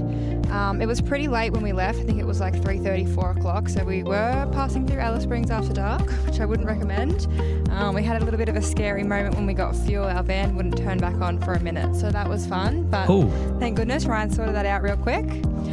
Wait, and then we kept the car wouldn't start? The van wouldn't start?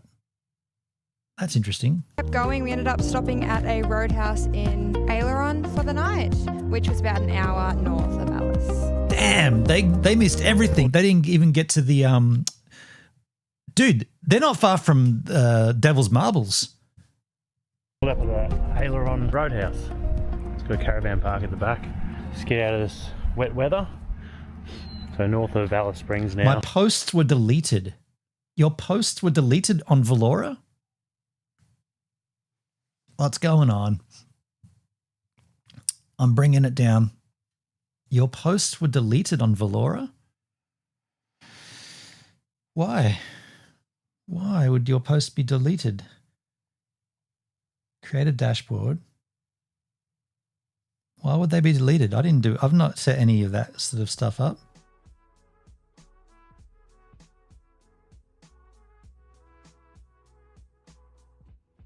We didn't see his chats on this side. Invalora. I don't see your posts at all though, dude. I don't see your posts at all. Community. Moderation. Mod log. No mod actions yet. Chat controls. Slow mode is off. Followers only is off. Subscriber only is off. Emote only is off. Word filter. That's going to be weird. Word filters. That is going to be weird. No word filters. No word filters at all. No link filters. Chat history.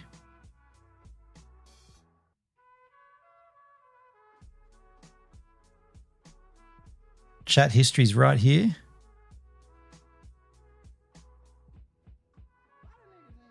No.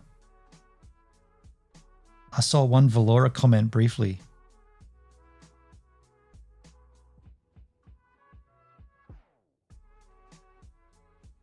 Here they all are. This is the chat log. Hey Flowski, how you doing, man? Let's see how long my comment lasts. What's going on?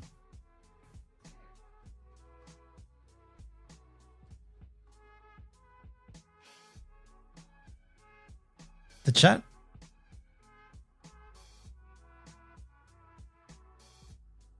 It's not. I don't know. I don't know what's going on.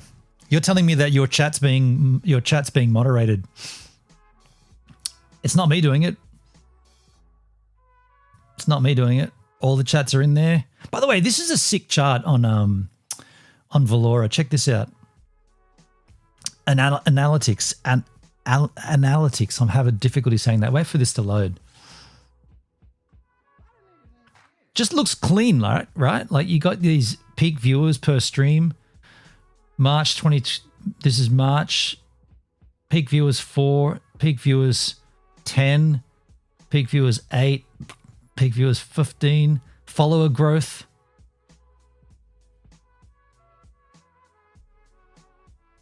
Analytics.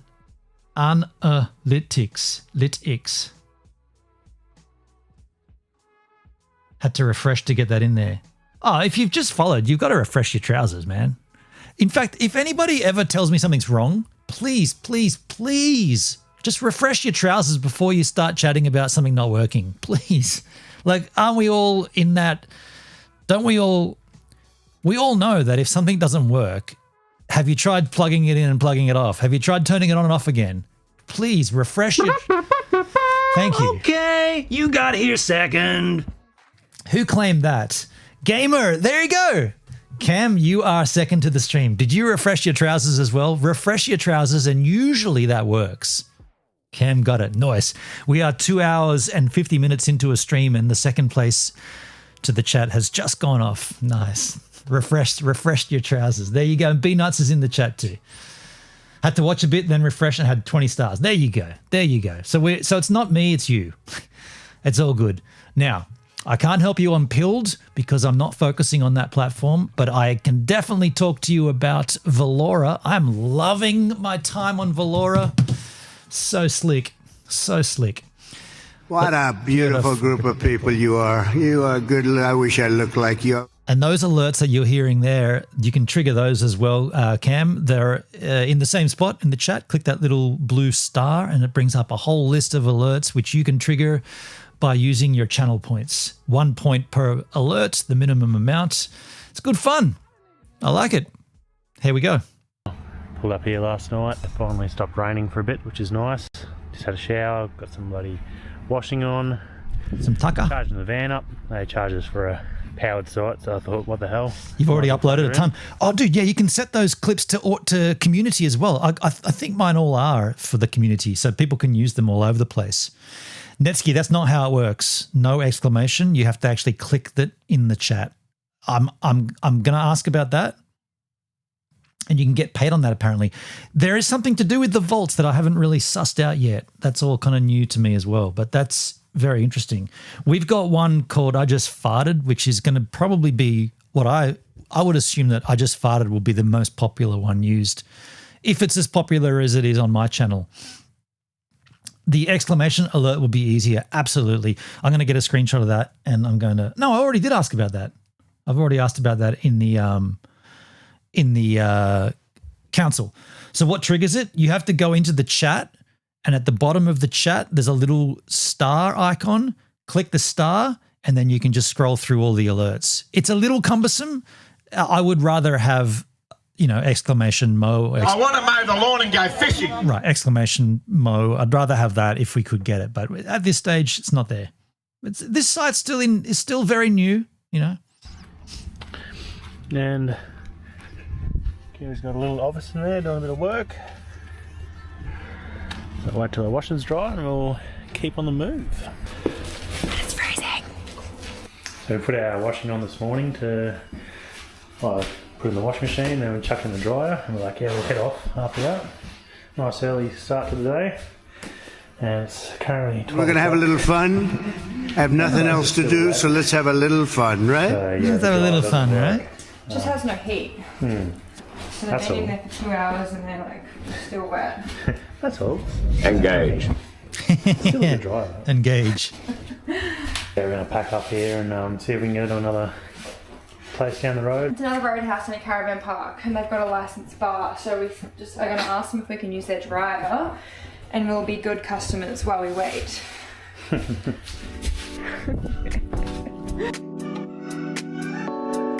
Must have had a fair amount of rain, huh? This is reality. So apparently no one has dryers around here. This is reality. Like 3 caravan parks and nothing. So we're just going to, there's like a pub that has like a bit of a caravan park there, and then if not, we're going to keep going to the next one in Devil's Marbles. Yeah. That was like a bit of a better, like not better, but like a more established caravan park. So hopefully one of them just have a clothesline and we can just, I don't think it's supposed to rain tomorrow, so we'll just hang it out now and hopefully it dries by like lunchtime. Cam, I applied for the Valora Council. See how that goes, dude. I'm not sure your skill level. You seem pretty skilled up. It'd be great to have you in there. If you've got good ideas that the site requires or that you think might help, that's the place to do it. And it's pretty quiet right now, but it seems like I'm stoked to be a part of it, and I'm really excited to be doing stuff there. It's pretty cool. Congrats on that. Thank you. Yeah. I was blown away. Jim invited me in, and I thought that was pretty rad to have someone from the site come to me and say, "Hey, we want to hear what you've got to say. So join this council," and then we get in. And then I also applied for the developer access, and I'm working on a little app already. And what I come up with will benefit every IRL streamer, not just Valora, but once it works, it'll be pretty sick. Yeah, I'm not a developer. I'm not a coder. I'm learning, but man, with AI, ChatGPT and Copilot and just going through things slowly, I'm sure I can get to what I need. And then once it works for me, I'll then roll it out for everybody in the community. And yeah. You and him were great at the Devil's Marbles. Me and him? Who's me and him? The Devil's Marbles was so sick. I hope these guys it'll probably be the next video, I guess, but that's such a cool spot. Tomorrow or something? See what happens. Van life, baby! That's the Stewart Highway. Wow.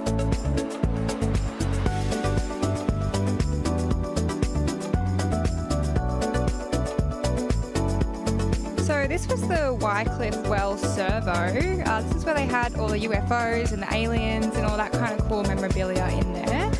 And it is closed, which is absolutely devastating because it was one of the coolest little places. Yeah, Dale. So really sad. Devil's Marbles look like you're on another planet. Dude, I want to go, after this, I want to watch my vlog from there because that's amazing. Sad to see. Just a little bit of it. Finally found some drive. Morning. Stayed at the Reno Springs Desert Hotel last night. Just in the car park out the front. A bit too wet to drive into their camp zone. Got all our washing done, which is fantastic. Van Clan. Ready to go.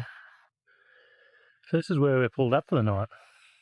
About 13 k's north of Elliot. Still overcast. Elliot. Skies back. But it's perfect temperature really because the flies are just starting to come, but they're not too annoying. Starting to get a fire going. Let's do a roast for lunch. We got a fair bit of meat to get through before it goes off. So, yeah, got a heap of food in Alice, and you just have to get through it. These two make a good couple. They do, don't they? There. They're nice, man. Killing it. A little jealous of their relationship. Very nice. I'm not jealous of their van. I've got a better one, but I'm jealous of their relationship. That's for certain. And put a roast on for you. Start getting some coals ready for our chicken. We'll start prepping the chicken here. Check cut her it out. open. It's quite big. It just only fits in the pot. So see how we go. A bit of oil, salt and pepper. Awesome sauce that we picked up ages ago back in Queensland. Garlic as always. And go chuck her on. And get some good coals there. Chuck the thermometer in. And chuck some coals on top. Build the fire back up. Oh yeah, looks good. You know what? That's inspired me. I'm going to get myself a little shovel. And I'm going to start doing more of that kind of cooking. On my next road trip, I'm going to start doing more in the pot style. Lambs, chickens. The sunset at Devils. Good. Hendrik, can you grab that video for us, man? Can you grab that link from my YouTube channel? We'll fire it up after this because I want to get frothy about that as well. A place here has the best damn rotisserie chicken. Delicioso. Nice. Remaining bit of the fire, chuck it on top and check it out. Yeah, the top does seem a bit burnt. Definitely. It was a bit of big chicken, so you sort of get that in the big city. Time to cut her up. I think I might need a bigger knife. Yep, that's not a knife. Much better. All looks good. And we'll do a bit of gravy. That's not a knife. The gravy box in the pan with the drippings. But that bird is juicy. Hell yeah. And get leftovers there. And some food for lunches the next day. For some sangers. With the gravy and then chuck it in a Ziploc bag for safekeeping in the fridge. And that brings us to the end of this week's video. Ziplocs. As always, thanks for tuning in and watching us. It means a great deal. Catch you for next week when we check out Mataranka and Bitter Springs. Mataranka. Bye. Let's, I was letting Hendrik find it, but I'll find it myself. Let's go to Gives a Minute. And Fucking love you, bitch. I love you too. Gives a Minute. And if we go to my channel and search for Devil's Marbles, there'll be a stream. Oh, there'll be more. Oh, here we go. The Devil's Marbles Golden Hour. Is this the video? Man, I did a lot of content. And get grabbed like you grab a beautiful little baby. You grab your baby. You grab your baby. Sunrise. Guy playing for 262 seconds at Devil's Marbles. There's the stream. Devil's Marbles. Streamed 1 year ago. That's an 11-hour stream, folks, for Devil's Marbles. But let's watch this, I think. Hello, the internet. It is Thursday, the 19th of September, 2024, and welcome back to the channel. And welcome back to Good Morning First Light at the Devil's Marbles. I'm going to go and have a little look-ski.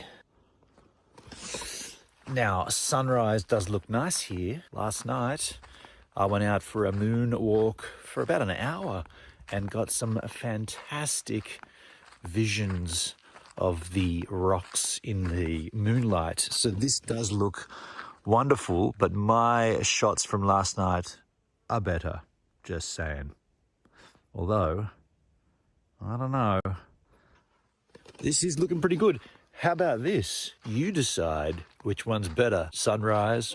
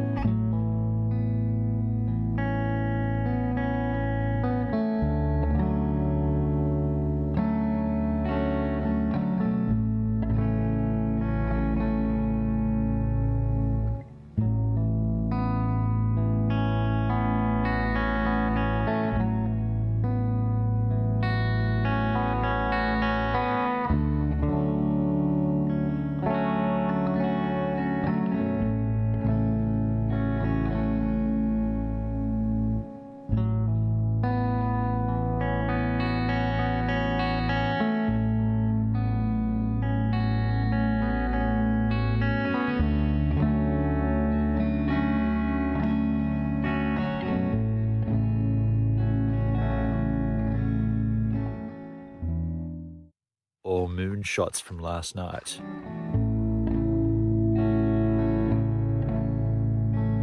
No worries, Cam. Thanks for swinging by, dude. Get that editing done. This inspires me to get back out there, man. Yeah, that was awesome.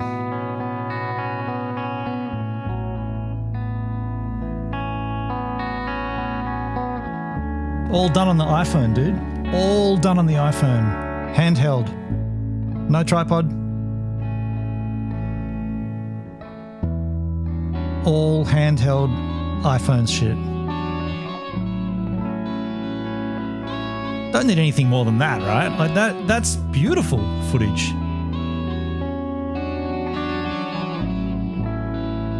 Opal, opal, opal. Oi, oi, oi. I love it. I love it. I love it. Dude, so rad. I feel like this deserves documentation. The petrol light has just come on. 496 Ks to this tank. There is 50 Ks to Tennant Creek. What that means is I'm going to run out of fuel before I get to Tennant Creek. However, I've got 40 litres above me. This is a record fuel economy. We just hit 500 Ks to the tank. Lights on. Ow! Well, we made it into Tennant Creek on that tank. 547 Ks. Fuel light's been on forever. That's impressive. I've had 550 Ks quite regularly since then. I can push GoVan to 550 Ks on a tank. The petrol light comes on, yeah, about 470, 480, and you get frightened as hell. But you can do another 50 Ks. Fill the hole. I gotta tell you, I did not know that we'd make it. I like this guy. Thanks. I'd given up. I thought we weren't going to make it. Now, my skateboarding days are over, as you'd be aware if you are familiar with my content, due to getting old and injuries, but I'm driving through Tennant Creek, always looking for animal chin. Have a look at these ditches. Goodness gracious me, these are super skatable. What the heck? I mean, it obviously needs a clean out, but... The only thing different that I'll do on this next road trip... Oh, by the way, a small road trip coming up with Doug Ski. Precipitation. Not really with Doug, but Doug invited me somewhere. Anyway, the only thing I'll do differently is I'll have a gimbal, so it's easier to get it going, and I'll have my microphone, so there won't be any of that wind noise. But there might be some precipitation. Look at these ditches. That's all the way back there. Soft wheels. Good cleanup. Crikey. Look at that ledge there too. So, if you're out this way, you want to skate these ditches, I've got the Space, the final frontier. Nice timing. No tap beers. That's a little underwhelming. Three Ways Hotel here, rather famous stop on the Stewart Highway. Unless I don't remember what a bar looks like, there's no beer on tap. No tap beer. No tap beer at a hotel, and it's super famous. They've got happy hours, and their bathroom was skanky and crap. And it'll be $4 a litre for sure over there. You need to boldly go. Yes, we do, Dale. Thank you. Screenshot of that coming from my own recollection memory. Screenshot to boldly go. Can I get that? It's because it's full screen on that. Hold on a sec. To boldly go. I got you, Dale. So easy to do on no chance of any frogs in their system. So this gets an almighty thumbs down, a Runos from Mios. Three Ways Hotel, corner of Stewart Highway and Barclay Highway. The Barclay Highway is the one we're taking back that way. We're heading east, back towards the beloved coast, the salt water. We're out of this inland beauty. I was going to say hellhole. I'm being stupid. This is wonderful, but I'm done. From here on in, every step we take that way along the Barclay Highway is a step towards home styles. Here we are at the campsite for tonight. One that I thought would be lousy. It's called 41 Mile Bore, and it is, I guess, 41 miles off the Stewart Highway on the Barclay Highway. It had all the hallmarks of being a lousy campground. It actually comes in quite far off the road, and there is water in the bore, so there is potential for a dip. I'll go and have a look at it later when the sun dips. There is a slew of wood out here. Perfect for a little fire tonight and for tomorrow for heating up water. I picked the spot right at the back of the campground. There is another bunch of people just kind of in there. It seems like this is a great spot when I thought it would be lousy. And that's the setup process for GoVan with the awning. Yeah, Dale, I'm so glad you didn't bolt back home after the Marty issue. Second, dude, there was a fraction of time when I'd considered just fanging it back the same way I'd come. Like I would have gone back down Adelaide and then across and just calling it. And then I had to change my headspace. And every moment, every step further north from Alice, getting away from that made me feel better. And some of the better moments of that 42 days in total, some of my favorite moments of that trip came after Marty. Yeah. In fact, I consider it like two different road trips almost in a weird way. The road trip one with Marty and then the next one I went on was the one by myself. It's kind of weird like that because it was still the same mission and the same trip.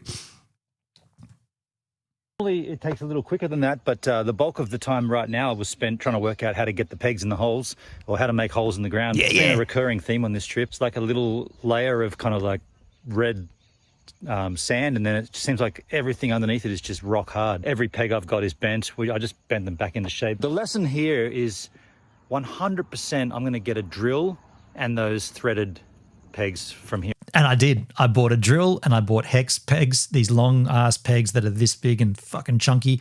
I've drilled them into the ground. In they go. No more dramas with that. We're ready to go, man. Here on in. After this trip, the changes will be made.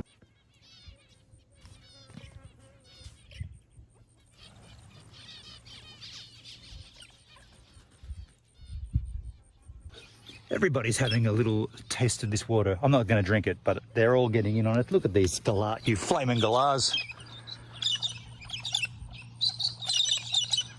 That's cool. Swam in some water holes on this trip. This one wasn't on the itinerary in terms of an incredible swimming hole, but here it is.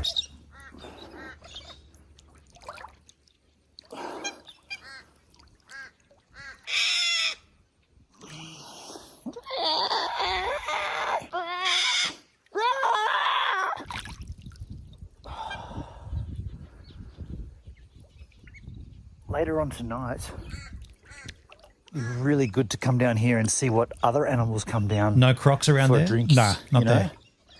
Feeding and drinks. Bird life, I'm sure there'll be some wild kind of, last night there was wild cats at the Devil's Marbles. Oh yeah, the Devil's Marbles pussies. Birds are directly descendants from dinosaurs. Man, those wild cats at the Devil's Marbles, I thought I was seeing things at first. Saw this cat and I was like, the fuck is that, man? It's a wild domestic cat. And the story goes that someone had let them out. Somehow they'd gotten there by humans and now they just live there and breed. So they are like your common tabby, your common household cat, but they've never been captive. It's amazing how fast the response on Valora is. Netsky's, holy shit, yeah. Devil's pussies, what? Yeah, right on. Zero lag on Valora. And imagine when it gets whatever Beamstream are doing, that's going to make it even faster. Because don't forget, it goes through Beam first, and then it gets to Valora, and then it gets back to me. So there's a lot of chances for latency. And Beam are rolling out a faster sub-zero latency, and it's already fast. Like, holy moly. Bubbles. Better for the winners game, totally. Holy moly, folks. The sun is setting. Wow. The sun sets as epic as it rose this morning. You guys saw the rise on the marbles, the Devil's Marbles. Now it's cascading itself down into the west. And I want to go and have a look at this boar and see if there's any birds doing their thing. Look at that sun, dude. What? Oh, man, that looks amazing. I kind of want to stay... I don't want to miss the sunset, but I wanted to see if there's any birds going crazy down here. Wow. This is just a turn off of the Barclay Highway. Just a a turn in, you know, and you have this beautiful water, bird life that's now gone, sunset. Pretty nice. Down it goes. Sunset in the Northern Territory, folks. The vast open Northern Territory. We are pretty much smack bang in the center here. Center of the Northern Territory. Dale. 41-mile bore. And yeah, I cannot thank you enough for all the years of awesome content. Good on you, mate. Thank you, dude. Yeah, it was rad to do, like these live streams, the one that's running right there in the background for 11 hours. That was rad. But I am so stoked. I'm so stoked that I also made a vlog from each day of the trip. It took me ages to do it, and it was a process, but I'm glad I did that because that is a 10-minute snippet of that day. And to go and watch all that again for an 11-hour live feed, it's impractical. So these little clips are good. I'll do that again too. I said earlier today, I wasn't really sure if this was going to be a hit or a miss. Turns out this was quite a hit, you know, had a swim, bird life, wildlife. But right now I've got a fire going and I'm going to be heating up the last of the leftovers here from 3 nights ago, once this coals are subsided. But for the time being, for you yahoos on the daily vlog, thanks for being here. Hope you've enjoyed the content. And what's this, day 25, 26? I can't remember what date it is. I know I'm going to crack a Dubs Jack right now, and I'm going to have a great evening. Appreciate you being here. Like, share, and subscribe, and I'll catch you on the flip side. Here's a little outro for you just to observe. I'll give you a bit of an outro of the actual campsite, so you get to see this outro. This is the vibe. This is the scene. This is the vista. What's biting my foot?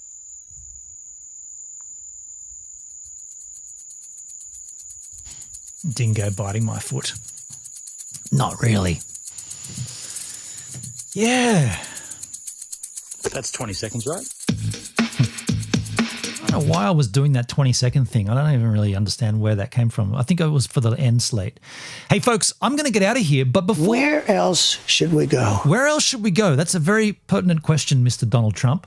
Let us give a raid to someone else on Valora. That's how we're going out on these streams. We used to host on DLive back in the day. I don't think I ever hosted on Kick, but let's do it on the Valoran skins. Let us give someone, how many viewers are we got on the Valoristies?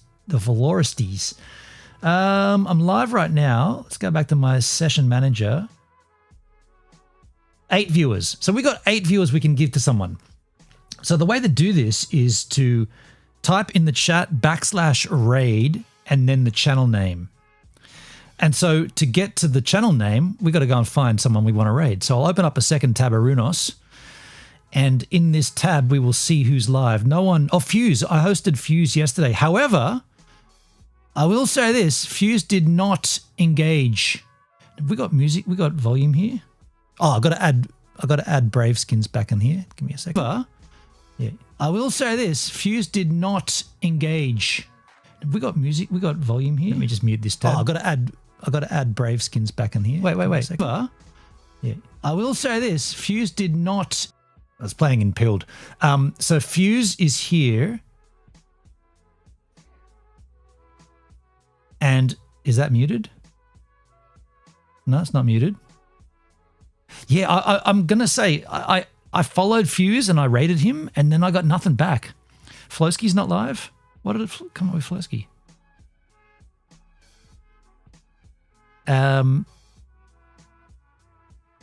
Checked and followed. Be nutser. Thank you, man.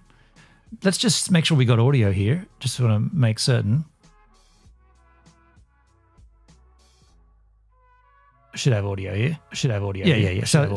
So we're good with audio. So let's find someone on the Valora.tv who we can raid here. Top streamers: Hotbeats TV, Black Suit, Betexian, Caroline of Maine, Mavis Pharmacy. Free games, streams to watch, gives, Hotbeats DJ, cute girl DJing, probably just a feed, Black Suit. So there's not a lot of streamers here, but we want to give someone a host. There's not much to choose from. What about Duct? Just chatting. Duct.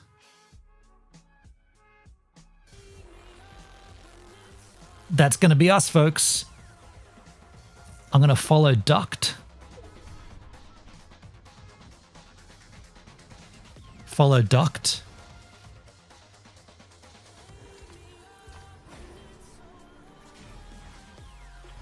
Might not have been the greatest follow. I don't think he's got alerts on.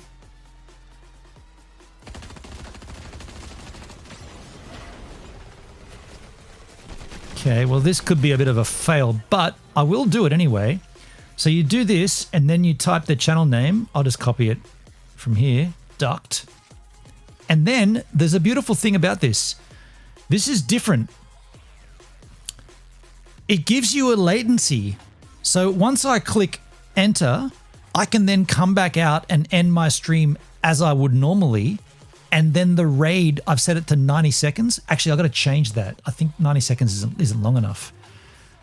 There's a different setup. I'm going to go, there's a raid. Where was it? A raid time amount. Somewhere here. Settings, I think it's in. Raids, yeah. Raid messages.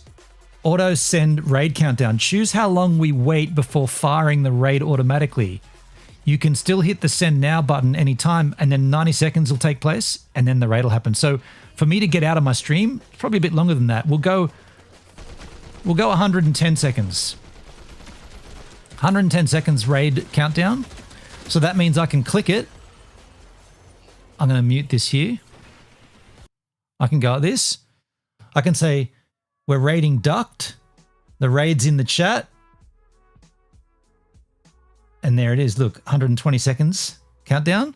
So I'll now say ta-ta for you lovely specimens. And thanks for hanging out with me on the stream. Go ahead to go and say hello to Duct, D-U-C-T from Gives a Minute. And thanks for being with me. I'll see you guys all tomorrow. I'll be here again live. You know, I'm live every day for this week while I'm on annual leave. Appreciate you all hanging out with me. Farkle, go and Farkle in Raid in Duct's stream. Now I'm keeping an eye on that time too because it's still got 47 seconds before the raid kicks in. Interesting. Gives a minute. Oh, that audio cuts out there. Yeah, why does that cut out there? I'm going to have to work on why that cuts out there too. I'm not sure what that is. Anyway, there's a little bit of latency here. We'll just see what happens here. I'm going to raid him now. Yeah, I did the raid. I'll change it from 110 seconds down to